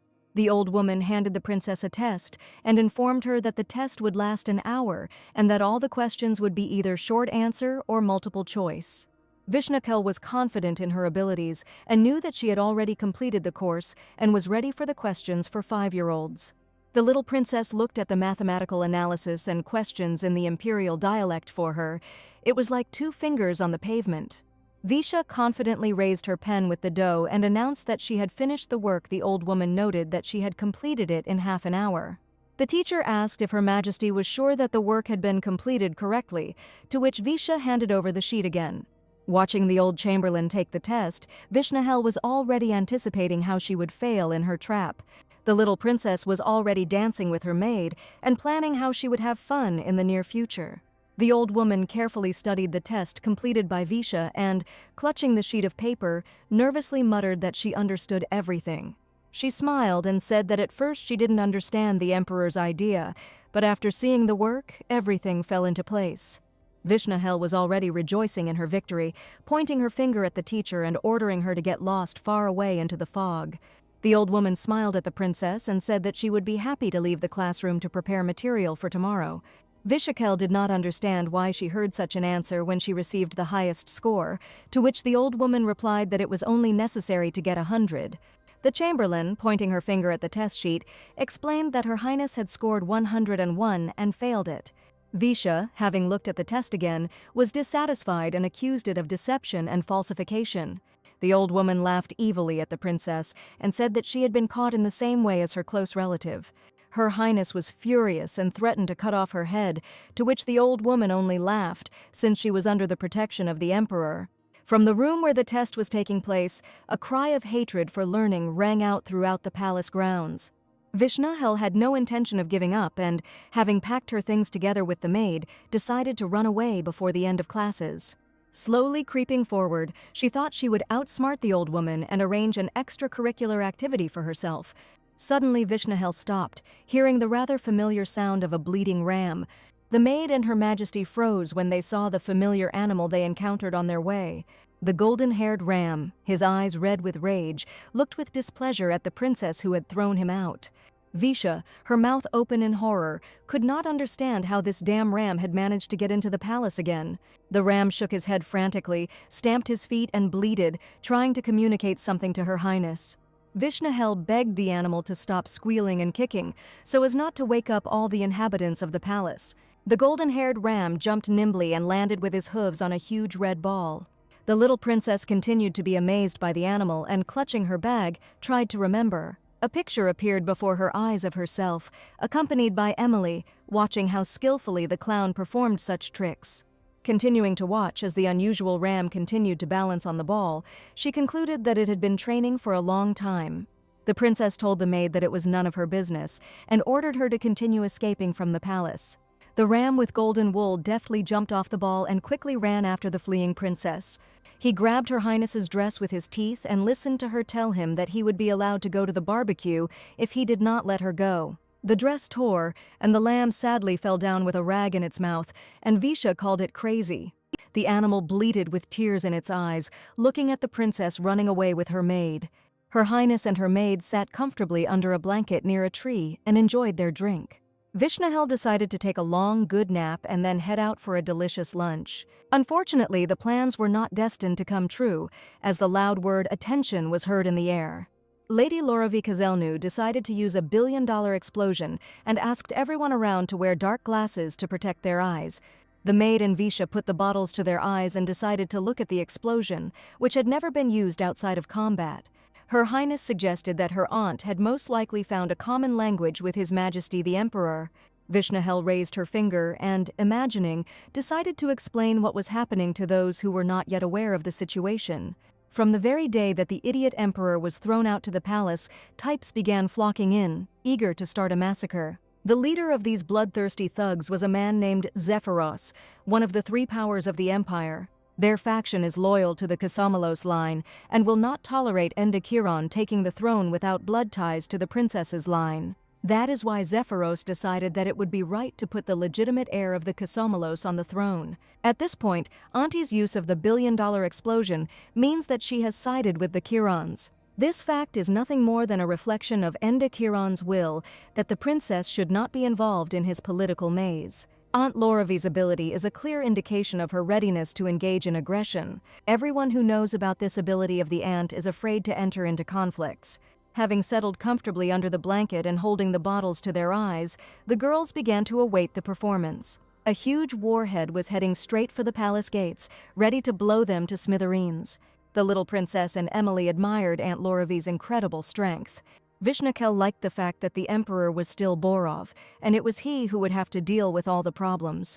The little princess hoped that if Zephyros saw such power, he would immediately retreat, fearing for his life. Vishnahel was more concerned about those who had adopted a neutral stance, even after serving the emperor for years. Her Highness and her maid were very surprised to see in front of them that same lamb who had come to bother them again. The animal was very disheveled and tired and bleated at the girls very sadly, as if asking for help. Visha didn't like the lamb's appearance and asked the maid to take her to the nearest tree. While the maid carefully packed the things and folded the blanket, Visha tried to understand what the lamb wanted. After looking at him carefully, she said that he looked pathetic, but it was none of her business, and went for the maid. In the body of this lamb was a golden-haired god who did not understand how his descendant had not yet figured it out. Vishnahel walked with a huge portion of food and was surprised at how tasty it was due to her absences. Her Highness the Princess gobbled up a whole bucket of dessert. It's a good thing her aunt didn't see, otherwise she would have had a heart attack. After a small snack, the princess took another bucket and, accompanied by Emily, went up the mountain. On the way, she was met by a stocky man with pink hair and books in his hands, who remarked on how good the princess looked. Vishnahel, seeing him, stopped, and it seemed to dawn on her that she had already seen a similar man somewhere. Pointing her finger at him, she said that this was Zephyr, the brother of the corrupt pig who was sitting in the cell opposite. The man laughed and thanked the princess for remembering the nickname, but introduced himself as Tarquinius Krishna. Her Highness tried to pronounce such a difficult name, but realized that Zephyr would be shorter and much better. Zephyr said that the emperor pardoned him and released him from the dark cell where he was sitting. Vishnahel noticed that he had a lot of goods in his hands, and Zephyr said that it was for his new job. The old woman ordered him to supervise the lessons of Her Majesty the Princess, which greatly frightened Visha. Grabbing her ice cream, she immediately started running away, remembering how they had recently shared stewed meat, and now they were on different barricades. Zephyr smiled slyly and asked Her Highness to listen to him carefully. He laughed and said that if Vishnaka left now, he would miss a very unusual and incredible item. Her Majesty's curiosity got the better of her, and she began to wonder what Zephyr was telling her. Zephyr and Vishnahel locked eyes and considered their next move. The little princess changed her kind look to a serious one and realized that this day had come. She knew that even though the pink one looked simple, he was really not to be trifled with. Before Borov became emperor, there was a time when he extorted bribes from ministers under the pretext of punishment, and the strategist who handed the royal decrees to Vishnahel was none other than Zephyr. He was quite the type, and if necessary, he would not spare even his own brother for his own benefit. Visha decided that before he blurted out anything unnecessary, she should finish him off with the Kisomalos technique, hitting him on the crown of the head with a spoon. Zephyr, seeing this, assessed his chances and took out an incomprehensible item from his box for Her Highness. Having blown into the tube, the green ball rose into the air, and to the playful tada, Vishnahel jumped and was very surprised. The cunning Zephyr took out 3 cards and offered to play a game. If Vish wins, he will receive a pipe, and if he loses, he will refuse lessons. The little princess's eyes lit up and she immediately agreed, then asked what she wanted to play. It was all simple, you just had to turn over the cards and look for pairs, but Visha was worried that Zephyr would be smarter. Her Highness, citing her age, asked that she turn the cards over twice. Zephyr smiled sweetly, agreed to give the princess a head start and offered to choose a place for the game. Vishakhel was very pleased with these conditions and, jumping with joy, ordered the servants to prepare the bedroom for the game. The princess sat dissatisfied, folding her hands and blowing into her new tube, raising the balloon. Zephyr was cunning and dragged the little princess to history class and chattered for 2 whole hours. Every time the card matched or not, he would begin to lecture on some historical fact. Borov sat at the table with Vishnahel, reading a book and drinking tea and talking about the wonderful weather. Chaco laughed and told the Duke that if he continued to fool around, the princess would really go crazy. Hearing Her Highness's rude reply, Borov slammed the book shut and asked if she had picked up such manners from Lorovi. Visha looked at the Duke with a sly look and squeezed the pipe in her mouth, saying that she was learning from a jerk like him. Princess Vishnahel continued to be mischievous and, continuing to look at the boar, blew into her pipe. The Duke, seeing this, said that even if the late Empress smoked a pipe, the princess should not adopt her habit. Vishnahel, turning on the old man mode, said that an adult should be more reasonable, and he asked why she called him. Her Highness the Princess rolled her eyes and said that no reason was needed for a father and daughter to meet, but the Duke didn't believe her. Vishnahel started screaming at him to cancel all her classes, but he turned away and started ignoring her. Turning around, he said that she only studied 2 hours a day, and that one day he would have to hand over the throne to her. Vishnahel did not want to become empress and demanded that Borov destroy the country before her arrival. He asked how. Borova, for the record, said that he was not interested in alcohol, drugs, or women. Then Visha asked about the war. The Duke, folding his fingers and asking her again about the war, thought for a moment. Her Highness the Princess said that if expansion continued for a long time, the country would collapse. Borov continued the conversation, telling about the constantly expanding country. The boar's eyes flashed as he looked closely at the princess, noting that she definitely had a thirst for war. He remembered how she had invited Bridget's sisters to dinner and spent an hour telling them about the capture of the fortress. The Duke, taking into account the princess's inclinations, suggested that she add military strategy to her lessons. Her Highness the Princess, hearing this, exploded in rage and, pointing her finger, began to scold the Emperor. The boar told the princess that he had some free time and suggested that they spend it together. He reported that Bridget's sisters had suggested they play house and explained the rules of the game. Princess Vishnahel herself had never played this game and had no idea what to answer Borov. She thought that if she played out this scene like in those pathetic plays from her past life, she would respond to him in the same coin. Vishnahel was already preparing her revenge and wanted Borov to regret inviting her to play. It dawned on Her Highness, and she pointed at herself and announced that she was now a father. Later, pointing her finger at the Emperor, she said that he was now fulfilling the role of a mother. Chaco was assigned the role of a daughter instead of a son, which greatly puzzled him.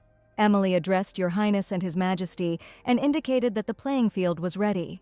Vishnahel wanted to belittle the Emperor, making him feel humiliated, but he surprised Visha by saying that man and woman are equal. He crossed his legs and interrupted the princess, saying that he was not her servant and would not follow orders. Vishnahel was confused and didn't know what to do when she was asked why she should be met. The boar, showing all his menacingness and coldness, ordered the little girl to sit down nicely while he spoke. Visha was frightened, and it dawned on her that things would not be as she had imagined, but even the opposite. Without taking her eyes off the table, she tried to sit down at the same table and said hesitantly that she would earn money. Mama Borov said that she would too. He continued by saying that he had done everything from hiring servants to paying taxes to ensure a good life. Vishnahel, embarrassed, said that this was all true, but there were still people living here who did not feel the warmth.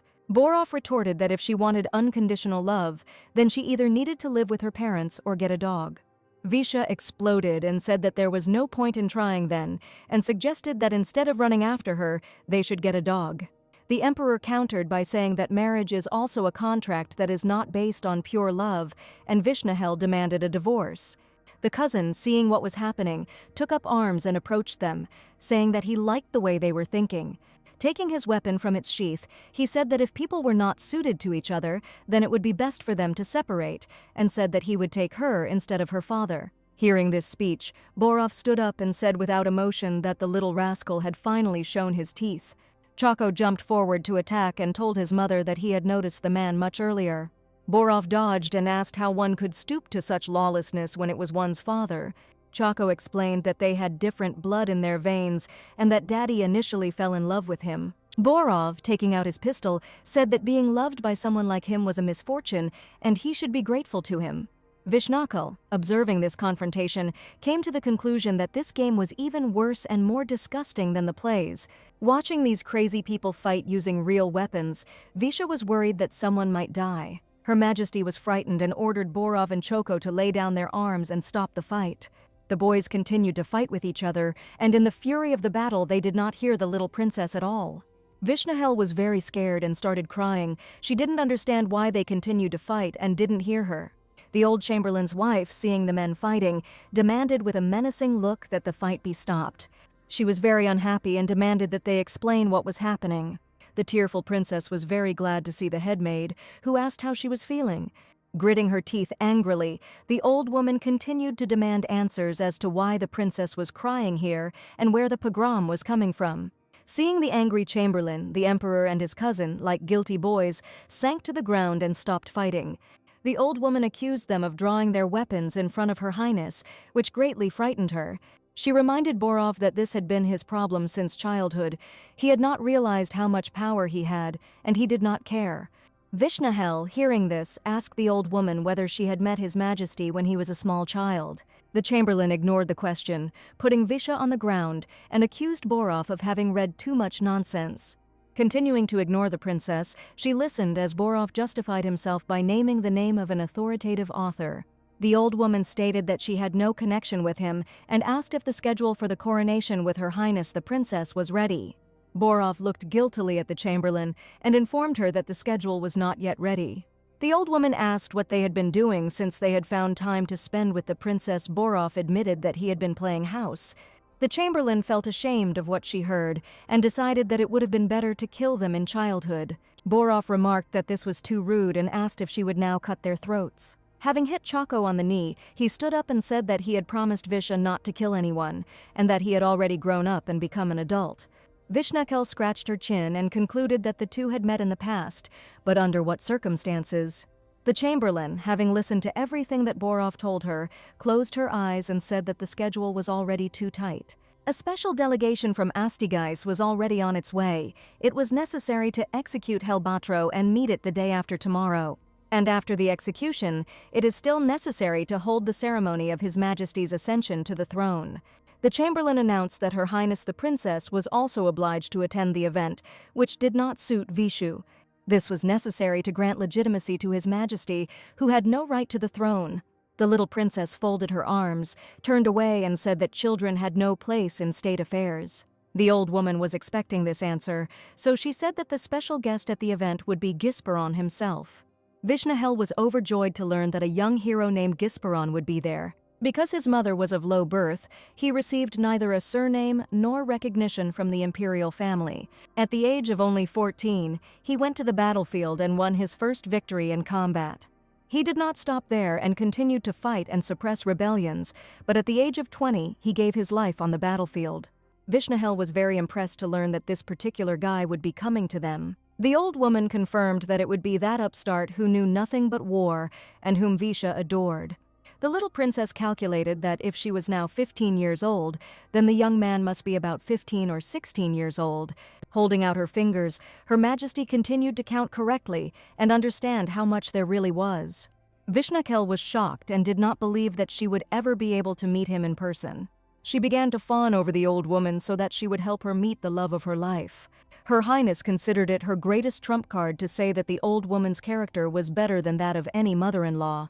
The old woman said that the princess did not know how to give compliments or lie, and it would be difficult for her to be empress. Having said that she did not want to be an emperor, the old woman replied that then she would not see her idol, which horrified Vishu. She no longer wanted to watch political reports with an IV drip she needed to elevate Kisamalos and live happily ever after. Vishnahel grabbed the old woman and began to beg for a meeting, to which she asked him not to blow his nose into her skirt. Borov, putting his hand on his chest, declared that he too had fought since he was 15, and it was better to admire him. The old woman and Her Highness the Princess looked at him and asked what nonsense he was talking about. At one time Borov was captured, and the previous emperor paid a large sum for his rescue, and Helbatro's mother destroyed all records of this. Borov listened to all the criticism directed at him and declared that the most important thing is the process itself, not the result. The Chamberlain promised Visha a meeting with the bastard in exchange for her presence and good behavior. The boar called the old woman a hag, which made her angry, and kicking him, said that she dreamed of never seeing him again. Vishnahel, observing what was happening, came to the conclusion that the emperor was one of those who liked to get beaten. The old woman got tired of beating Borov and, putting her hands on her knees, decided to catch her breath and said that she was too old for this crap. She reminded the emperor that Helbatro's execution was scheduled for today and would take place in the afternoon, and that Her Highness needed to return to the palace. Since this is the execution of the father, it would be better not to be present there, so that all sorts of inappropriate rumors do not spread. Vishnahel did not agree with the old woman's decision and said that she also wanted to watch the execution. The old chamberlain called her a spiteful bitch, which did not please Her Highness the Princess. Visha explained that while this idiot would remain a good memory for her he was a piece of shit. Borov stood up for the princess and said that she had never been paid for her friendship with him, and it would be better for her not to interfere with comments. Vishnahel asked if they were really friends. The emperor explained that he did it for money. The princess said that even for money she would not stoop to such friendship with a cretin. Borov said that money decides everything in this world, and he had no other choice, unfortunately. The old woman listened to this absurd dialogue and grabbed something wooden with her hands. She waved her hands upwards and with wild eyes accused Borov of filling Helbatro's head with all sorts of heresy. The emperor took the blow from the stool and defended the little princess, saying that it was unlikely to be him. Vishnahel remembered that most likely the old woman was like a mother to his father, and most likely they really did go too far. She thought about it and came to the right decision that next time she would call her daddy names behind her back. The dark-haired guy with dark eyes and wearing blue clothes was named Ende Chiron. He was born into the ordinary ducal house of Chiron and grew up as ordinary as all children. Ende handled everything just as well as the others, and at the age of 9 he even mastered the stance of the highest knightly sword. He thought he had no problem expressing his emotions, although he was quite rude and did not understand that he could scare away the surrounding children with his words. Ende was confident that he could fit into any environment and was even proud of his ordinariness. Soon the boy's parents were killed. He cried a lot, and it seemed like the ground was slipping out from under his feet. The biggest blow for the boy was to find out who was responsible for the death of his father and mother. This was the work of his own uncle, who did not hesitate to come to the graves of the murdered. Upon learning this, Ende was beside himself and furiously angry, hating him more than anyone in the world. Despite these events, his childhood can hardly be called bad. He was brought to the palace and made a friend of the prince. He was brought to the palace by that same uncle. The prince greeted the guy rather rudely, saying that he didn't want to mess around with riffraff. Even in those years, Helbatro was known for his cruelty and ordered Ende to be flogged and imprisoned. Being next to the tyrant, he had to constantly endure bullying and humiliation, even without any particular reason. One day, it finally dawned on Ende why he had sold him to the palace of Prince Helbatro. Having put all the facts together, the boy decided that his uncle simply wanted him dead, but his plans did not come true. The uncle had seriously miscalculated, since the prince, although a fool, was nevertheless an extremely sensitive person. Helbatro was that strange individual who involuntarily became attached to those who remained close. Moreover, when Ende missed a day due to a deep wound, the prince personally came to visit him. The prince, embarrassed, said that he had brought him a magical healing stone because he was worried about his health. Watching him throw a stone at Ende, he concluded that the prince was as dumb as a cork if he hadn't made fun of him. He wouldn't have had to spend money on the stone. The guy looked at him and realized that if he didn't take care of this idiot, he would definitely be finished. When Ende said this out loud, he got hit on the head by the angry prince, who demanded the stone back, but what was given was given. After this event, life in the palace became more pleasant, and they attended classes together.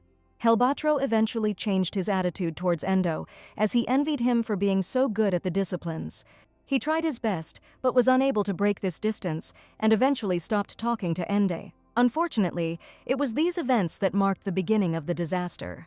One day, Tanya Risto, already a chamberlain, came to Endo and begged him to return to his duchy. She asked for this because she thought that his presence brought the prince nothing but pain. It was just during these days that my uncle's order came to send me to war, and it was necessary to fight for my life every day. Unfortunately, even such an ordinary man was captured, and having resigned himself, was already waiting for the day of his death. But it turned out that Ende had powerful patrons who were able to ransom him from captivity. When he was released, there was a rumor that the prince had persuaded the emperor to pay a huge sum to ransom him from the enemy. Ende thought it was just a rumor, but nevertheless he managed to survive the war and escape from captivity. Upon reaching adulthood, he took the title of Duke and immediately executed his uncle's entire family. That day he was ruthless and wanted to execute his uncle's entire family, who could cause problems. But seeing himself in his cousin, he couldn't allow himself to kill him too. He was young, he had great potential, and if he wanted, he could even kill the Duke. Ende explained to his cousin that he was taking revenge on his uncle for his parents, but he was not going to kill him. The boy, hearing this, accepted the Duke's position and said that he had every reason to do so. Ende realized that, fortunately for him, his cousin was simpler than he thought, and it was easy to win him over to his side. During these purges, he killed many people, and since he was a man of conscience, he could not just sit back and live happily. He decided that he would carry out the duties of the Duke until his late brother's young son came of age. Shortly after these events, the emperor died, and Prince Helbatro took the imperial throne. Ende left his lands to his cousin and went to political prison. Rumors of the emperor's fall reached him. The rumors that he was a womanizer, a fool, and incompetent didn't frighten him, but the rumors about drugs worried him. Although the number of his atrocities was countless, he never touched drugs or anything like that. The Duke thought a lot about how he could get psychotropic drugs that were banned in the country. The only ones that came to mind were the Lorovi, who administered the drug during wars, and the emperor was married to the eldest daughter. The empress was already dead, but the question remained as to who else from Lorovi could have supplied the substance. Because of his promise to the chamberlain, he could not meet with the emperor, but then his daughter ended up in the next cell. The little princess had the same nasty character that Helbatro had had as a child. Upon learning of this, the Duke smiled and made a definite decision. He laughed to himself, stood up to his full height, and decided to talk to Helbatro's daughter. He punched the wall and made a hole, which frightened Her Little Highness the princess. And while in the next cell with the hole, he chatted with the little girl to get to know her better. She turned out to be funny and chatted a lot, telling about her dad, about the bed in prison and the hothouse strawberries. Endo laughed as he listened to her stories, realizing that she was even dumber than Hilbatro had been as a child. One day she said she would be back soon, and the dumbass came with a broken cheek after visiting the senior dumbass. Endo immediately went to the palace to see Hilbatro to teach him a lesson for raising his hand to a child. But his appearance, completely out of his mind, was pitiful. He thought that the late empress stood before him in male guise. Endo wanted him to pull himself together, so he beat him up so he wouldn't die and went back to his cell. That night a centaur appeared to him, who was the god of the Kiron clan. In general, by his nature, this god in the form of a centaur was quite gentle, but he had one habit when he was angry. He could appear at night and simply beat someone half to death. The first time this happened was when the Duke was expelled from the imperial palace, and the next time he beat Endo was when he took revenge by killing his own uncle. But this time the bearded Duke could not understand why this centaur decided to beat him again. Spitting out blood from his split lip, he asked the god who had appeared to him why he was beating him. Kiron looked at his descendant and said that he probably didn't realize that he had been sent back 16 years. In the future, because the Duke killed the last of the Kosomolos line, their god was forced to take a debt and turn back time. Luckily, he managed to pull off this trick, but now he lost his status and was in debt. Although Endo looked like a bear, he thought like a fox and noted that most likely the centaur helped with this. When he saw this happen, he shared his power, feeling responsible, and was demoted to the status of a deity. Endo destroyed the divine being who paid a huge price to turn back time. The centaur confirmed this and said that he must return the payment for this in exactly 16 years. He blamed Borov for all this and ordered him to bear responsibility for what he had done. Endo replied that he could not repent of what he did not remember, and if she was executed, then there was a reason for it. Chiron was angry that he only heard what he wanted to hear, while it was the girl sleeping behind the wall who was executed, and he ordered him to bear responsibility if he did not want to bear all the karma for what he had done. Endo suddenly woke up in a sweat, trying to figure out if he had dreamed it or if it had actually happened. He was very worried that the innocent little fool would grow up to be a piece of trash who would be executed in a cruel way. Covering the little princess with a blanket, Endo tried to figure out how to handle the child now. He watched Her Highness sleep and was touched by such a sweet little girl like her. Endo couldn't believe that she would grow up into a monster that could destroy the state. He came to the conclusion that, no matter how he looked at it, his suspicions fell only on the Lorovi family. Although Hilbatro was a guy with a bad character, he was generally a good guy, but after communicating with Lorovi, he went bad. Hilbatro, mired in drugs, was hopeless. The only way to save the Kosomolos family was to protect his baby. Endo unfortunately thought that his time of redemption would not end anytime soon. He promised his cousin to stay in prison until his nephew grew up and finished his studies. He felt sorry for the little girl, but he could not go back on his promise, and he had to turn away from her. Endo thought a lot about this decision and constantly regretted the choice he made. He was confident that he could raise her millions of thousands of times better than her father Hilbatro. Looking at the baby, he thought that if she did grow up to be trash, there was no point in showing compassion to the princess. He was tormented by vague doubts he was touched by the princess, then remembered that she was Hilbatro's daughter. As a result, he decided that he could cope with all the problems and raise her properly. While Ende was thinking about everything, the little girl did the incredible. She went and forgave him for all his sins. He called upon his god Chiron and said that the heiress of Kosomolos had forgiven him all his sins. Endo thought that since this little girl could forgive all sins so easily, she wasn't very smart. He decided that if she forgave his sins and allowed him to do whatever he wanted, then he would become her guardian. From that moment on, Endo was no longer held back by anything in the dungeon, and he knocked down the doors and decided to leave it. He immediately returned home and read every book on raising children he could find. At the same time, he began preparing troops to storm the imperial palace. As he had expected, the little princess agreed to accept him as her guardian, and thus began his life as an emperor. Since he was the only guardian, he had to give his all and tried very hard in the mother-daughter game. But unfortunately, something touched her, and the little princess began to cry loudly. And the old chamberlain's wife scolded them as if they were some little children. The baby's emotional development required a lot. She needed a pet and many good friends. The princess is also interested in war, so it's worth giving her a short tour of the battlefield. Endo was pleased with these events and promised to protect and guard Her Highness the Princess from now on. Vishnahel, holding the crown in her hands, announced that he now assumed the role of regent by virtue of his status as father and emperor. The princess placed the crown on Endo with her own hands to announce to the world that he was the rightful emperor. He, in turn, made a vow that he would be emperor only until the day the princess came of age.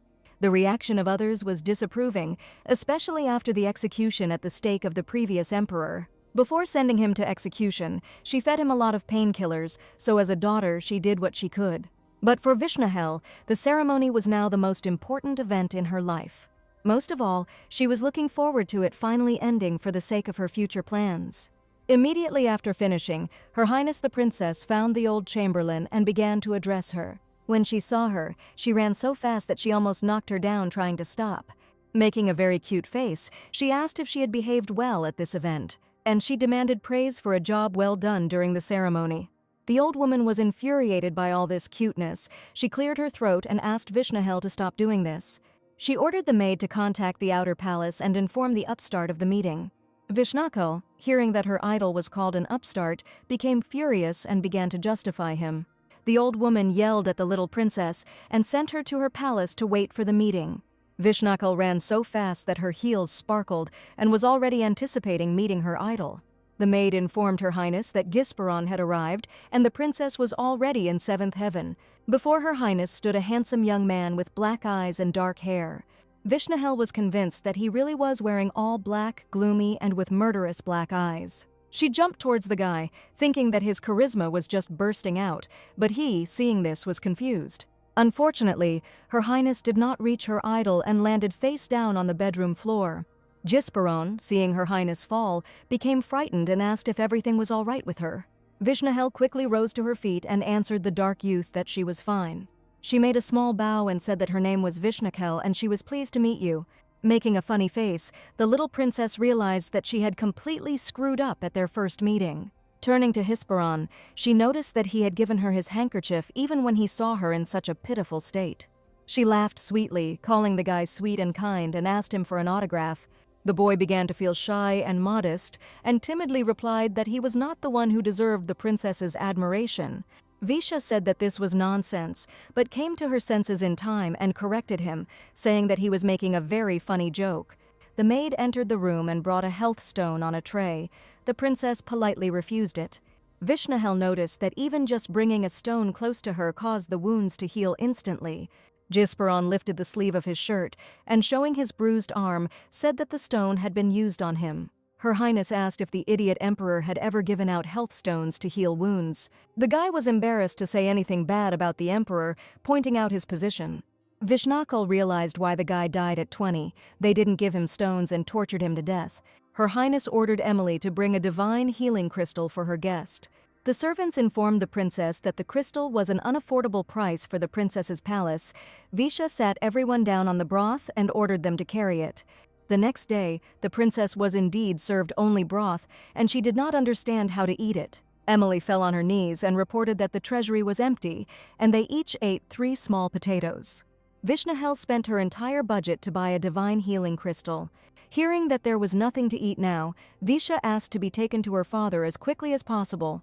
The princess lay face down on the floor in front of His Majesty, and they were simply silent for a few seconds.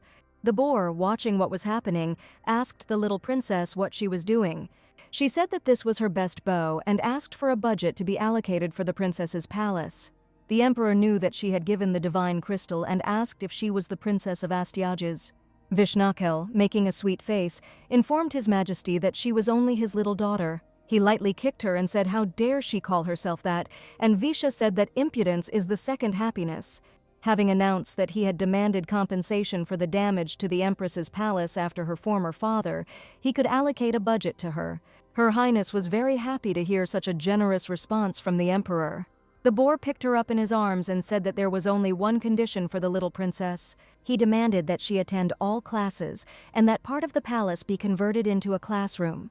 Vishnahel also demanded a toy catalog, all the new items and a variety of options. The emperor, saying that one must strike while the iron is hot, decided to begin construction immediately. Vishnahel didn't believe they could do anything more than a little cosmetic work there.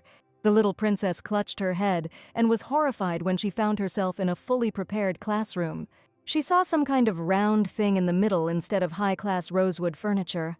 The boar said that these were good fittings, and the old ones could be given to friends. The princess did not understand what friends he was talking about. The emperor announced that he had solved the problem and that soon she would have friends for money, like Helbatro. He was worried that if Visha was alone, her social skills would deteriorate significantly. Borov said that he did not want a repeat of his father's story and gathered together children who were weak in their studies but knew how to suck up. The princess latched onto the word of the weak in studies and took it as an insult. Suddenly, a ram with golden wool entered the room and began bleating loudly, tiring Vishnahel. He snatched up a stack of papers and bleated in his own language that Tyrant needed to be hired as he had requested. The ram tore up the list of friends in front of Vishnahel and Borov, and the princess asked if animals get rabies. The emperor said that it was just a copy, and the original was in his office. He picked up the surviving sheet and offered Visha to look at the resume of one of the girls. She was a cat-like girl, 2 years older than Vishnahel, and the second child of the Achilles family. Seeing this summary, the little princess snapped her fingers in approval, and the lamb confirmed that this family was quite talented. The boar put a collar on the ram with golden wool and decided that a pet for Her Highness had been found. He handed the leash strap into the hands of the surprised princess and asked her to take good care of it. Smiling and winking at the princess, Borov asked Her Highness to think of a name for the pet. The boar had many state affairs to attend to, and he left, which enraged the little princess. Vishnahel just wanted to make friends and not look after the ram, while the green-haired girl studied Lorovi. The girl read that Vishnahel was the only legitimate heir who would plunge her into madness. The god in the body of a ram overturned a tray of grass because he wanted meat, and the maid scolded him for it. Visha didn't like her pet. She remembered the image of Borov and realized that he really irritated her and she couldn't stand him. When they played badminton, he outplayed Vishu and left. The same thing happened with the card game. Borov beat Vishnakal at board games and even at the simplest game of spinning tops and always got away. Her Highness was upset that her guardian could not give in to the child even once in his life. Emily's maid opened the doors and informed Her Highness Vishnachel that Achilles had arrived. The little princess asked her maid to take her to meet her mean and spineless friend. With her arms spread and a wide smile, Vishnahel greeted the young lady Achilles. After greeting Her Highness, she asked to be called Sally and, bowing, spoke of the golden ram and her respect for the princess. Vishnahel did not expect such an acquaintance and was a little confused, as she had imagined everything differently.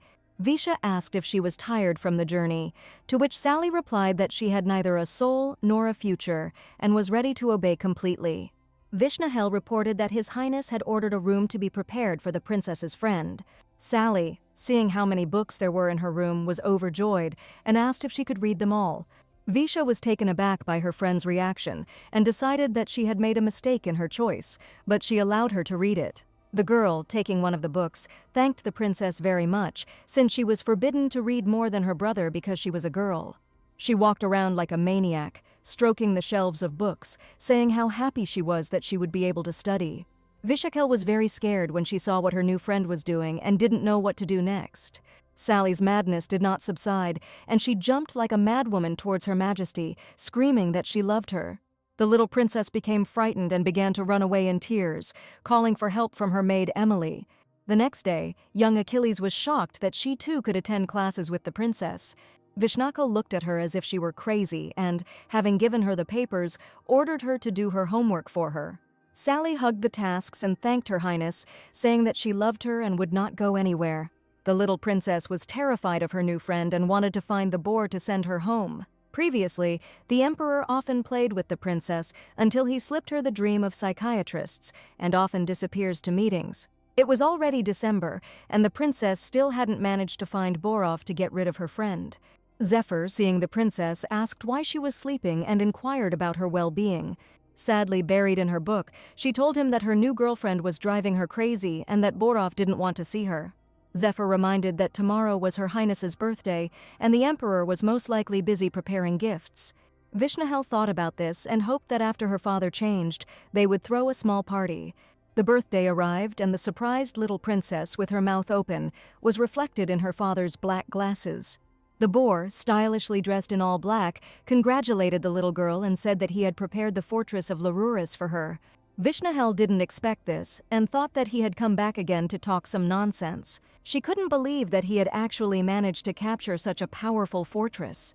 This fortress was a very big headache, and it was precisely about this that the discussion with Bridget's sisters took place. Achilles cried out in surprise that there were more than 500 people in the fortress and asked her father how he managed it. Borov asked to be addressed as His Majesty and did not understand why she called him father. The cousin furiously attacked the emperor, asking him to die, but he easily repelled this attack with the barrel of a pistol. The guy accused him of making the job too difficult and was also unhappy that he had ruined a very expensive sword. Borov accepted all of his relatives' grievances and offered to buy him a dozen of these swords. The princess interrupted the squabble and asked not to change the topic, but to tell about the capture of the fortress. Chaco said that he went around her from the unprotected side and single-handedly cut down all the enemies with his sword. Scratching his nose, he said that when he had solved more than 800, he thought he was finished, but there was a monster living next to him. Borov said that he did everything according to the law and notified the fortress about the capture so that everything was done according to the law. Vishnakal heard one of the servants inform Borov that Medea's troops were approaching the palace. The emperor did not like this, as he had asked to let only their king through and to chop up all the rest. Sally, her eyes shining, offered to calculate the trajectory of a cannonball to her father. He asked to address her as Your Highness. Borov saw how Achilles wanted to show off her abilities and decided to give her a chance. Vishnakel, taking the opportunity, whispered that her new friend was crazy and asked to send her home. Seeing that Borov had completely ignored her request, she called him a goat and remarked that he was turning a deaf ear to everything. Sally was really smart and calculated the trajectory accurately, but she didn't take into account that the king was riding in an armored car. The king who was in it was furious, but he was glad that he had finally managed to get into the palace. The soldiers surrounded the car and grabbed him. He demanded that they take their hands off because he was still the king. The king was bound and kneeling before the emperor and Her Highness the princess. The boar, turning to the king, was sure that he was already prepared for the fact that the heir to Medea's throne would be his prisoner. Vishnakal, hearing this, concluded that if they had captured the legitimate heir, they would be able to dictate terms. The princess, not having heard even a word about revenge, suspected something and called the tied-up king a weakling. Medea had 3 legitimate heirs, and before Borov and Her Highness there was a girl in a wheelchair. Vishnakal, pointing her finger and calling the man a dystrophic, did not believe that the man in front of her was a prince and thought that they were being deceived. Putting his hand to his chest, he objected that she was not a girl, but a prince, and his name was Croa Geda Medea. Visha didn't understand how one could name a child herpetic croissant, but the prince corrected her by saying that Gade was a curse, and not a croissant, but a croa. The boar stopped Her Highness the princess and reported that he had heard about the vile custom of their country. The body of the one receiving Medea's power quickly declines, and the heir to the throne and the divine power are different people. Judging by the state of health of this young man, he is the one who accepted their divine power. Vishnahel, hearing this, called him scum, unfit for captivity, but the king objected that he was his son. She ordered the prince to stop crying and replied that if he really valued his son, he would have sent some fool. She apologized but still exploded furiously, again asking the prince to save face. The boar informed the surprised king that the prince would not be a prisoner, but would be under protection. It was as if the heir had asked for help because of his difficult life, and they saved him. It would be better for his image. The king was not against it, as he did not plan any conquests, and they were interested in seeing the reaction of other states. His Majesty also added that there were more than 200 treaties to sign and presented them to the king. Only Chaco received a gift for the new year. The others didn't deserve it, and Borov received it with a hoof. Visha imagined the god Chiron as a horse. The countries approved of Borov's actions, and their country even began to live better. The medicine finally worked on Vishi's tongue, and she felt the tongue well. The princess decided to take a walk and saw a bunch of guards near one of the towers. Upon learning that Medea's prince was being guarded, she persistently asked to see him. Vishnakel was denied a visit, and as the heiress she was very surprised by the words of this sickly servant. Hearing that entry was only permitted with adults, Visha ordered Emily to rush like a bullet to the emperor for a pass. The emperor was driving a luxury car, and a frightened Chaco begged him not to drive at such a speed. The car stopped abruptly, and the cousin flew out of the car. Borov said that he should have buckled up, but he simply didn't have time. Vishnakel found Borov and introduced him as a cool, rich, psychopathic guy who only has money he didn't expect to see her. Her Highness told her father that caring for the captive prince was the true duty of a true heir. Borov sighed and asked if she was sure she hadn't come to humiliate and mock him like Helbatro. The emperor praised the princess's insight and explained that Medea's divine power was a curse and that anyone who used it would pay a corresponding price. Therefore, the throne and power are divided, and in order to use it, a sacrifice is needed, which is why he was tied up. But Borov watched the guy's behavior and even gave him a fork and knife. The prince heard Her Majesty scold the emperor for knocking and, hearing no answer, opening the door. He was as nimble as a cockroach and quickly crawled on his knees to the guests and asked what brought them to him. The boar told the boy that the princess of their country had come to him to mock and ridicule him. Visha said that this was not so and calmed the tearful prince, telling him that she just wanted to see how he lived. Borov, seeing how shy Vishnakel was, said that she was like a nerd on her first date. The princess shut him up and, proudly placing her hand on her chest, introduced herself as the noble princess of the House of Explosions, Laura V.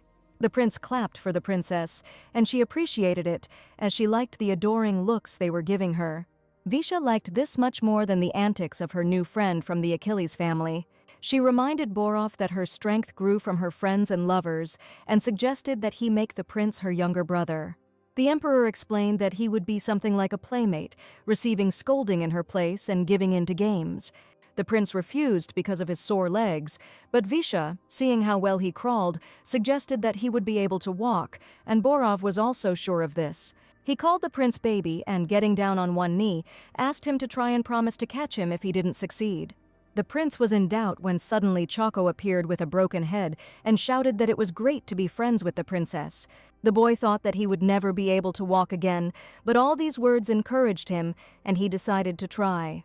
Borov once again asked the boy to gather his strength and try to reach him on his own 2 feet. The prince pushed himself off the chair and began to move on his feet towards the emperor who was waiting for him. After taking a couple of steps, he jumped on the emperor, who, as promised, stretched out his arms to catch the guy. Borov, seeing this, realized that the guy had a chance and promised to create a system of bench training for him. The prince, seeing how he was able to walk a couple of steps, could not believe what had happened. He had hope. Borov, with the princess nodding, said that until he turned 18, he could not use the curse. He promised to tell the details later, when he signs the accompanying contract. Vishnahel, who was sitting in the emperor's arms, listened to the dialogue, waved her hand to the prince and said goodbye. The prince was not used to such attention and, having fallen out of reality, simply looked at the princess. As soon as he came to his senses, he thanked the princess for her generosity in taking such a worthless man under her wing. Vishakel shared with Borov that the guy was a sweetheart and would not cast curses, since he agreed to sign the contract. She noticed that such a friend would definitely raise her divine status, and hurried to the palace to prepare a room for him. Vishnahel walked to the palace humming a song with joy, and was happy that she had a new friend. Suddenly Sally appeared, which terribly frightened Princess Vishnahel, who was wondering where the princess was.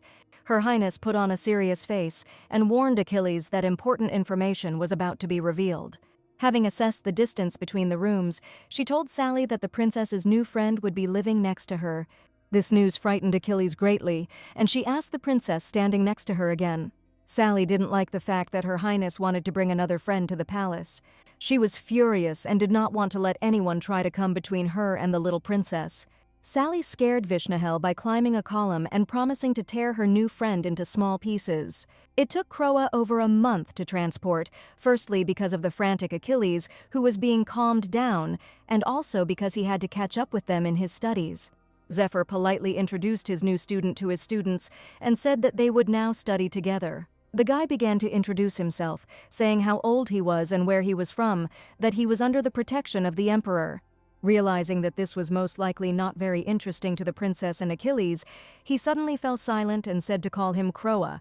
Sally looked at him like a villain, glad that the boy was only 10 years old, and initially thought that they were the same age. Croa, embarrassed and red-faced, justified his appearance by saying that he ate only 1 potato a day.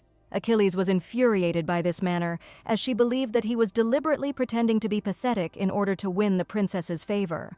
The guy put his hand on his cheek, saying that he was not pretending, but was really very pathetic. Sally was bursting with anger, asking if the ignorant weaklings always win in the world.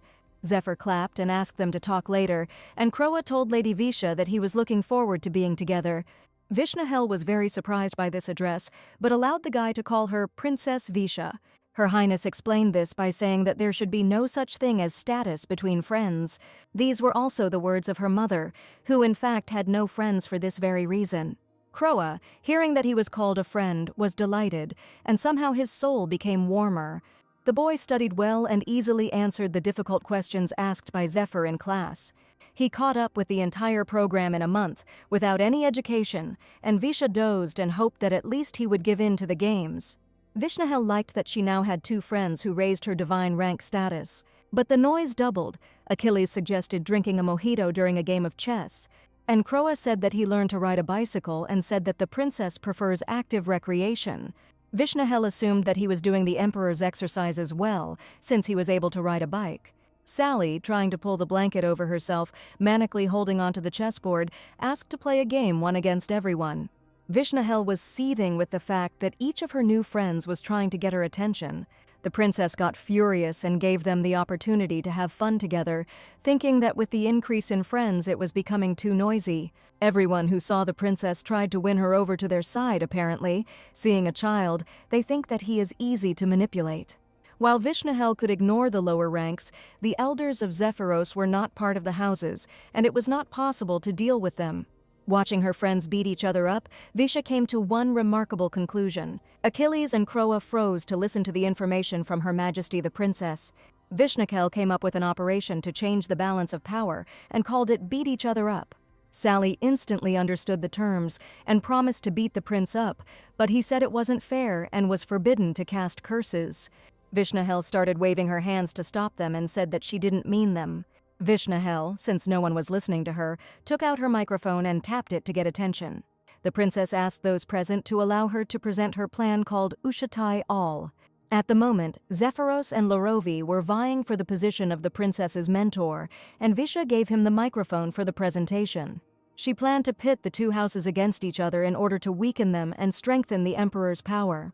The first point of this plan was to arrange a festive banquet in honor of Her Majesty the Princess. Vishnahel brings up the topic of mentoring, which causes friction between Lorovi and Zephyros. In the third point, they allow them to cling to each other and engage in a grueling fight. This was Her Highness's plan, but she was too lazy to bother with it herself, and she decided to pit them against each other. After bowing, Gal Tarquinius Krishna announced that he had helped with the presentation and thanked them for their attention. The boar, having familiarized himself with it, was delighted and, clapping his hands, said that he recognized his daughter and that this was truly a devilish plan. Vishakel scratched her head shyly, talking about the expenses that would go into hosting the banquet. Borov said that the Kirans did not belong to the elite of the imperial aristocracy and offered to tell how they managed to obtain the status of duke. Her Highness, her eyes glowing with gold, got ahead of the emperor, saying that they were damn rich. The old woman pointed her finger at Borov and said that there was no wealth there after he had squandered everything in gambling. Having said that these were investments, Vishnakel became furious, clarifying that only a madman would invest the budget in a new startup. The princess continued to scold him, asking whose money he had invested and that he wanted to lead the country into a crisis. Having caught the furious blow of Her Highness the Princess, Borov earnestly asked him to listen carefully. He explained that the Havilands were behind it. Even though they were using Carrier's name, it was a project that a lot of effort had been put into. Placing his hand on Visha's head, Borov said that this project was doomed to success. The princess heard a familiar name. Haviland was the 3rd great house of the empire, but due to its autonomous territory, it is more of a partner than a vassal. Vishnakal remembered that they made a fortune on air conditioners. Did Borov really remember all of this? Her Highness asked about the enhancement he had received, but the emperor said that he remembered nothing of the past.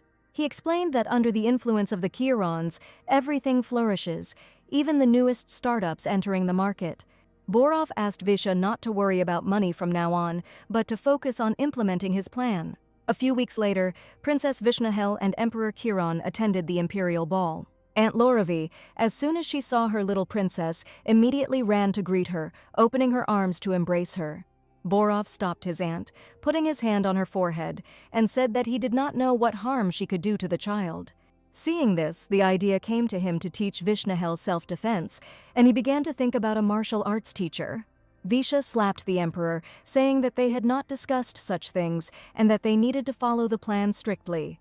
The aunt proudly raised her finger and announced that all the women in the family, generation after generation, had mastered the bayonet as a basic skill. Duchess Zephyros immediately ran up, pushing her aunt aside, and said that the little girl would not be able to hold a weapon and that she needed a hand-to-hand combat teacher.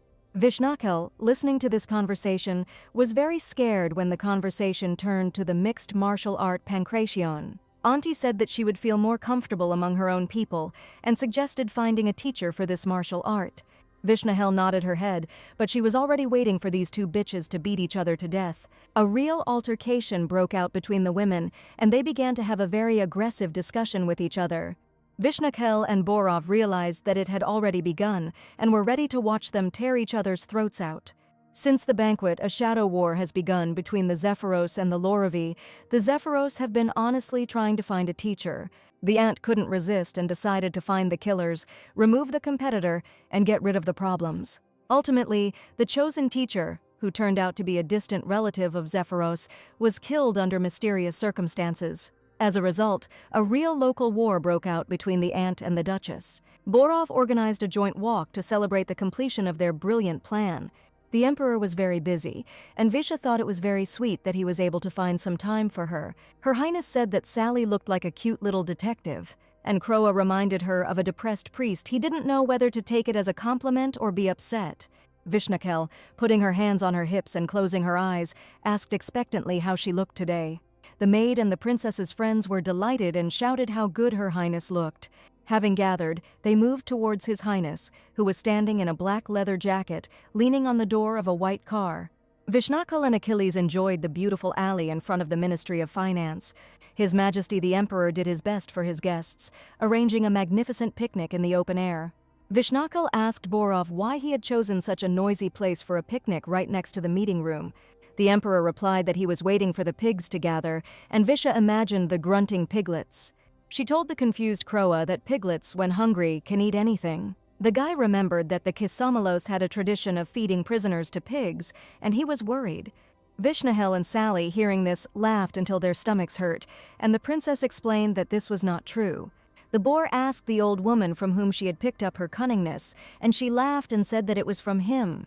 Achilles, pointing at herself with her fingers, asked the emperor how she was similar to him, but he did not understand where the connection was at all. The old woman explained that she was similar when she skillfully pretended to be someone who did not understand anything. Kwa also became interested in how he was similar. The chamberlain said that he, like the emperor, is very tenacious wherever you throw him. He crawls back alive. A stocky man with pink hair and a mustache opened the window and had already said that he was starting the meeting. It was Zephyr's brother, who was the Minister of Finance, and he asked in fear what His Majesty was doing here. Borov looked at the minister and calmly replied that he had decided to organize a picnic at this place. Vishnahel, having heard the discussion between the minister and the emperor, realized that this was another social studies lesson, and Borov was obsessed with education. The Minister of Finance, realizing that he would not be able to convince the emperor, decided to begin his meeting. The guy pointed to the chart and said that the princess's palace budget was the same as it had been the previous month. Vishnahel, hearing this, said that with the appearance of the prince in her palace, the budget should be increased. The boy said that the princess's palace was spending its budget beyond its limits, and immediately received a scolding from His Highness. The boar put the princess in her place, reminding her that she was so infatuated with the foreign boy that she was ready to give up the foundation of the palace. The princess was embarrassed and could not answer, although she thought to herself that Gisperon was the best in the world. Borov told Visha that he was a good-natured father, and if she submitted a formal application with an explanation, he would consider the options. The princess warned the emperor that she would write him the most brilliant application he had ever seen. The chamberlain's wife politely asked Borov if he would like to discuss the matter of Astyages. He said that he had just wanted to say this, but the old woman knew that he would only remember in his office. Vishnahel, having heard about Astyages, asked whether this was the kingdom of her beloved Hisparon. Borov said that they were demanding his visit, since if the emperor had changed, he was required to appear and introduce himself. Astyages was a large kingdom that had conquered the north and was more influential, but Borov was worried that if he left the palace, a war for the throne would begin.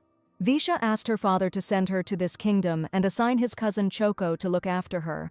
Borov was worried that Choko alone would not be enough, and that it would be better to attach a battalion of soldiers to them. Suddenly, a brilliant thought struck Her Highness, which knocked her out of reality. Realizing that if she were to be in the empire where her idol lived, she would need to prepare a worthy gift. The boar, seeing the little princess rushing towards him, realized that she would again demand money from him. Having made angel eyes, Visha asked to send some money to her precious and only daughter. She used the excuse of maintaining her image and said that she would need a dress and all sorts of girly things. Borov agreed with her words and allocated 100 million to the princess for emergency image maintenance needs. To maintain his image, the emperor assigned the chief chamberlain, Mrs. Listo, also known as the chamberlain, to the princess. Vishnahel didn't like this and was sure she could handle it herself, but Borov said a guardian was needed. His Majesty announced that their little excursion was over and asked the princess to return to her palace. Her Highness continued to be hysterical, even though she understood that it would achieve nothing, and Borov had already decided everything long ago. After this, the team for the trip to the Empire was assembled. The participants were the hag, Choko, and a couple of ladies-in-waiting. An airship was also prepared for safety, and the Emperor and her friends came to see Visha off. It was touching, and the princess shed a tear, not even realizing what a disaster awaited her in the future. Upon arrival, Her Highness was very happy to feel the solid ground beneath her little feet. She had never flown in an airship before, and for 3 days all she did was vomit and sleep. The princess walked down the red carpet, but all she could think about was that if she had known, she would never have flown. The gray-haired young man, seeing this, cleared his throat a little and greeted the arriving princess with a warm smile. He wanted to hug the princess, but she continued to feel sick, and she, covering her mouth with her hands, asked him to get out of the way. Ignoring Her Majesty's words, he embraced Visha and announced that he was the 5th prince of Astyages. Vishnahel couldn't restrain herself and left a small gift right on the young prince's shoulder. The gray-haired prince was horrified to see a palette of rainbows and magical butterflies from the princess on his shoulder. Choko and the old chamberlain, seeing the incident, quickly ran to the princess, worried about her well-being. Vishnahel realized that the best way out of the situation would be to simply pretend to be unconscious. The hag scolded Her Highness for throwing up on the pure-blooded prince and didn't know how to resolve it. The chamberlain said that she had already bathed and changed the princess's clothes, and that she would soon have an audience with the emperor. Vishnakal asked why such an event was taking place upon arrival, and the old woman explained that they wanted to give everyone a chance to rest from the journey after the reception. Her Majesty cheered up, reporting that her seasickness had passed, and she was ready for the event. The clothes and buildings were very different from what they had been in Kisomalos, which surprised the princess greatly. The chamberlain reminded him how to behave with the emperor, namely, to answer briefly and simply. The old woman considered the princess unreliable, which angered her, often asking her again about the rules of conduct. Choko agreed with the chamberlain's words, but believed that Vishnahel was a sweetheart and would cope with the problems. Having collected her thoughts, Her Highness the Princess decided to prove to everyone that she was not stupid by demonstrating a master class. The size of the front doors, designed to intimidate foreigners, did not work on Vishu, and she was already standing in the throne room. Lifting the hem of her dress and bowing, the princess thanked the emperor for the invitation and introduced herself fully. The emperor looked at the ancestor of Kisamalos and approvingly declared to the princess that the radiance of the golden ram will come with you. Vishnahel knew the answer exactly and said, "May wisdom gain wings." The emperor greeted the princess and asked if it had been difficult for her to make such a difficult journey. Before he could hear the princess's answer, he interrupted her and asked her to answer another question. The emperor asked if it would still be a golden ram the next time they met. Vishnahel made it very clear that the new emperor was elevated to the throne only by her will. The emperor asked Her Highness if she was sure that she could take the throne at her own discretion. Vishnahel replied that she could do it without any problems and saw no reason to doubt it. The emperor assumed that the princess was tired from the journey and suggested that she rest, albeit a little, but in comfort. Vishnahel, along with Choko and the chamberlain, stood near the closed door to the throne room. The old woman praised Her Highness for having done her job so well. It was especially good that the princess did not talk much and did not reveal any of her weaknesses. Vishnakel laughed when the emperor, after saying, "Take a little rest," arranged 3 banquets in a row. The princess was introduced to all the important people, but she was unable to see her young hero named Gisperon. Vishnakel was worried that the young man was not invited because he was an illegitimate heir. Her Highness the Princess is upset by the fact that she will not be able to see the hero Gisperon. Suddenly, Vishnahel's sadness went away, and something surprised her greatly. In the corner stood a young man in blue robes. It was the young hero Lord Gisperon. The princess, holding her dress, quickly ran up to the guy, introduced herself, and asked if he remembered her. The lord was very scared of the princess and asked her not to call him a young hero, which surprised the princess. He asked the princess to go away from the banquet hall and asked her to call him anything but that. The princess did not understand. Vishnahel was very happy to see him and remembered that she had prepared a special gift for her idol. Gisperon replied that it was not as great as she thought and that the previous gift had been too generous. Her Highness interrupted the guy, saying that he hadn't even unwrapped the gift yet, and he was already refusing it. The case contained a sword decoration, and although it was inexpensive, the stone promised to bring good luck. The princess told Gisperon that she had placed her wishes into him and hoped that good luck would accompany him and that he would not be harmed. The boy looked at the princess with warmth, pressing her gift to his chest, and said that he would accept it with gratitude. He was worried that someone would notice them together, and it would damage the princess's reputation, and asked her to come back, which upset Vishu. She thought about it and also began to worry about him, and Gisperon once again thanked her for her attention and care. Vishakel promised to look forward to their next meeting, and the guy walked away towards the palace. The princess was pleased with her visit, as she had talked with the emperor and seen her idol. The old woman saw that Vishnahel had nevertheless given a gift worth 10 million to a worthless person. This infuriated the princess, and she began to defend the boy. Visha was unhappy that the old woman did not say anything good, and the chamberlain invited her back to the ball. Chaco called the princess cutie, and the princess herself, seeing something, was very surprised and even cursed. The chamberlain noticed that the princess had become unnaturally quiet. She found this rather strange. Finding that Her Majesty was nowhere to be found, the old chamberlain began to shout throughout the area and call for Vishnakel. The carts with horses sped off in an unknown direction to Visha. The whole situation seemed like some kind of lie. She didn't understand at all what was happening now, because 30 minutes ago she was in the banquet hall. And now she, along with the weakling prince, was dragged off somewhere by an incomprehensible gang of thieves. Just 30 minutes ago, Her Highness heard a noise in the bushes and discovered a cat of an unknown breed there. She had never seen such a cat before. It had snow-white fur, and it washed itself by licking its paw. Vishnahel was amazed to see how fluffy her fur was. She thought it was very cute. Soon the cat jumped somewhere, and Her Highness the Princess completely lost sight of her. The princess was about to return to the hall, but then the prince appeared shouting about some kind of gravitational barrier. He started to get sucked in there, and Visha, grabbing him by the leg and trying to save him, also found herself trapped. After this, they were thrown out onto some mountain road, and the princess fell onto the prince's back. The universe apparently decided that they didn't have enough troubles, and they landed right in the middle of a bandit raid on a caravan. The princess, seeing the enraged bandit, asked him to stop, saying that they were nobles and would be generously rewarded. Vishnahel took out a piece of jewelry with a red stone and, showing it to the bandit, said that if he sold it, he would understand how expensive it was. Thus, Princess Vishnahel managed to save their lives, but they did not understand what to do next.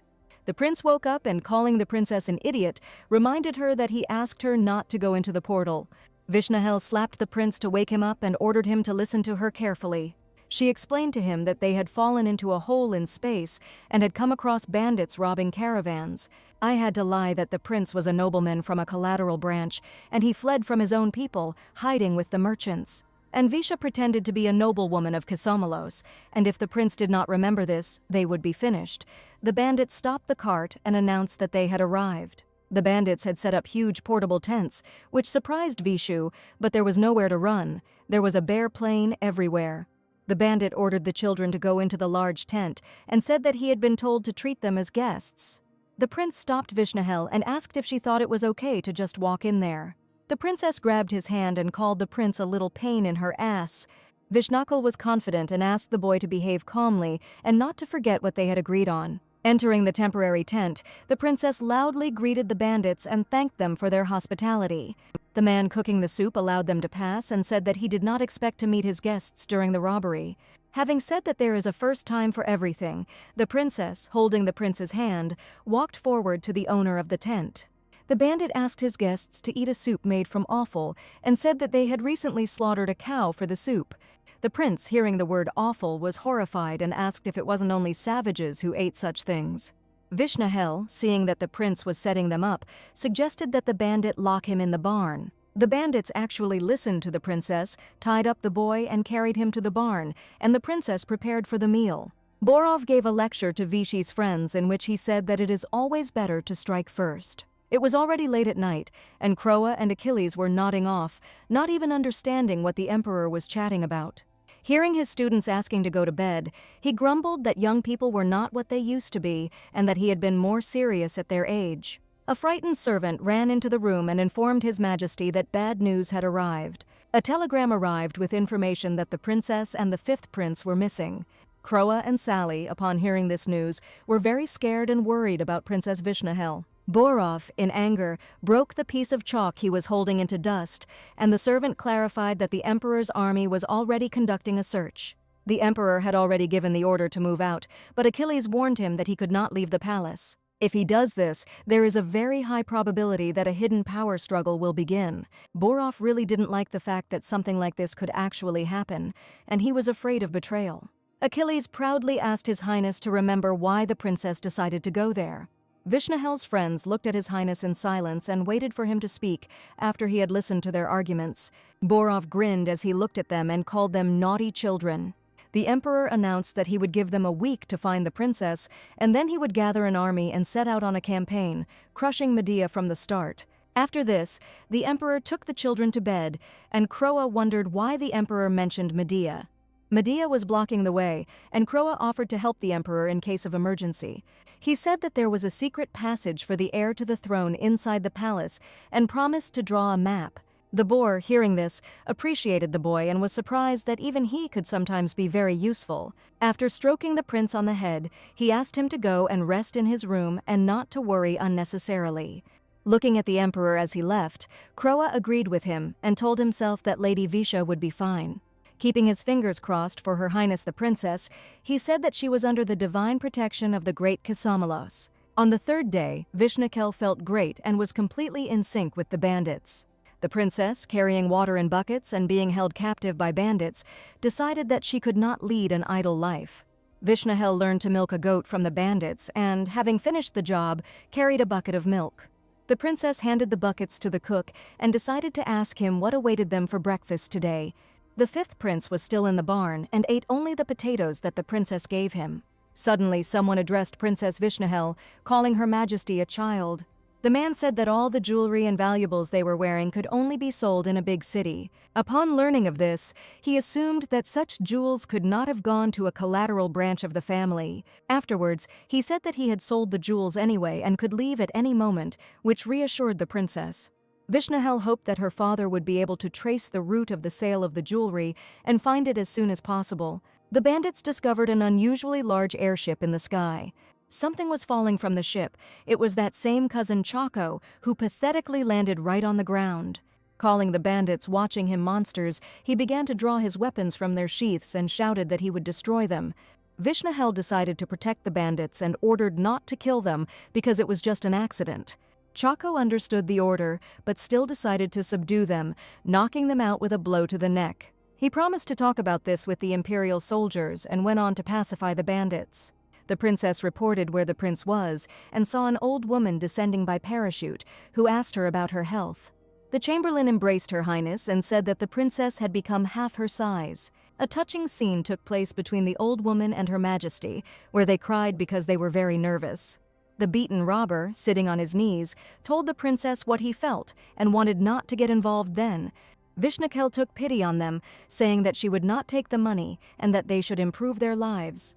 The prince did not agree with the princess's decision and insisted on cutting off those heads, but the princess believed that he himself was to blame. Placing her hand on her chest, Her Highness asked the fifth prince to let these bandits go in peace. She showed him a photo of him greedily eating potatoes with tears in his eyes and promised to distribute it if he disobeyed. The prince agreed, and the princess put her fingers to her temple, saying with this gesture that she and the robbers were even. The bandits wished the princess a good journey and compared her to a powerful natural disaster. Emperor Astyages was displeased and thought that Borov was spoiling the princess too much, so he presented such an absurd list of damages. Vishnahel raised her hand and shared with the emperor that it was their fault and that the security system needed improvement. The emperor threw her out the door, and the prince, holding her hand, explained that she was the first one to be thrown out like that. The princess remembered the incriminating evidence and gave the prince a photo of the potato as a lasting memory. The prince took the photo and said that if she needed a partner for a political marriage, she should call him. He was not destined to inherit the throne of Astyages, but the conditions from Kisomalos would be good. The princess realized that it was because of the large number of heirs, and the prince said that he wanted to hear words of gratitude instead. Vishnahel exhaled, and thinking that it was unlikely that anyone would hire such an incompetent person, promised to think about it. The prince told the princess that he had a lot to do and asked her not to forget to send her a letter. Vishnahel immediately forgot everything, and all her thoughts were only about going shopping with the old woman. The airship landed, and Her Highness, wearing rose-colored glasses, was glad that she was finally in her homeland. The chamberlain bought the princess everything she wanted, and after taking her medicine she got back without any problems. Now all that remained was to show His Majesty the Pope a worthy return of his daughter, the princess. Vishnahel opened her eyes wide and looked through her new rose-colored glasses at the one who was calling her by name. The boar and the princess's friends looked at Her Highness the Princess with great concern. The emperor could not restrain himself and hugged the little princess, as he was very worried about her. Vishnahel began to cry, complaining to her father about the stupid princes, the scars and other problems she had experienced. Borov did not understand a word because of the princess's tears, but he said that he realized how much she had suffered.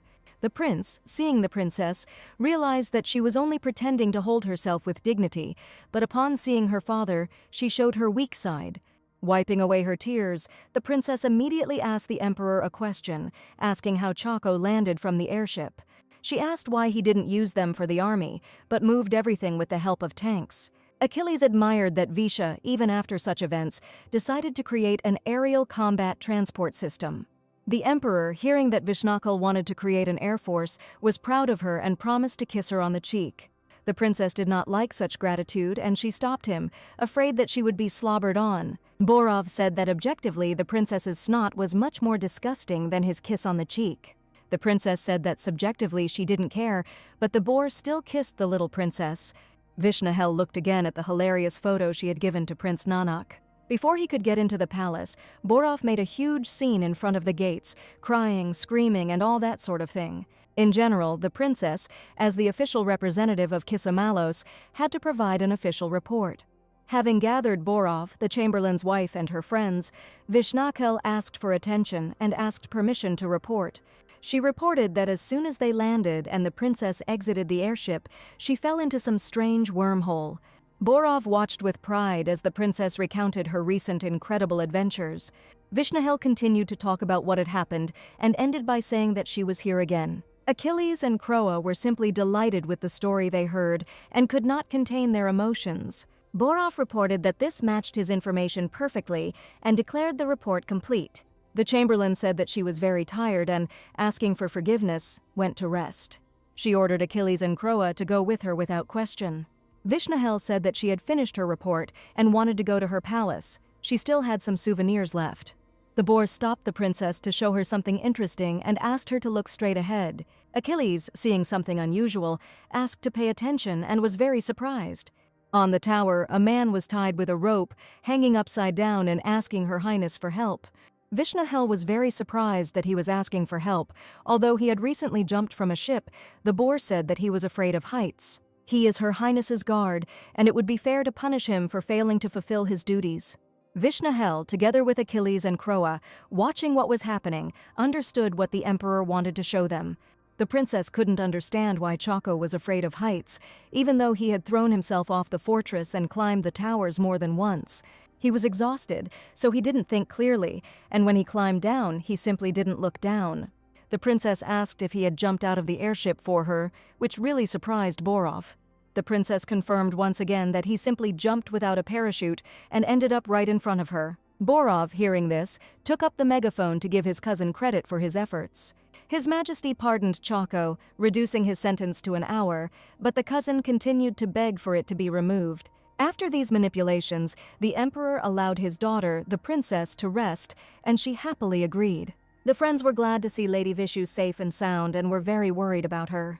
They said that His Majesty, having received the telegram and learned about what was happening, was very angry. If he had really decided to leave, he would have had to break through Medea, but the prince told him that he knew a secret passage. In this way, he could easily capture Medea and reach Astiges to rescue the princess. Vishnahel said that this was all, of course, cool, but how dare he reveal the secrets of Medea's kingdom?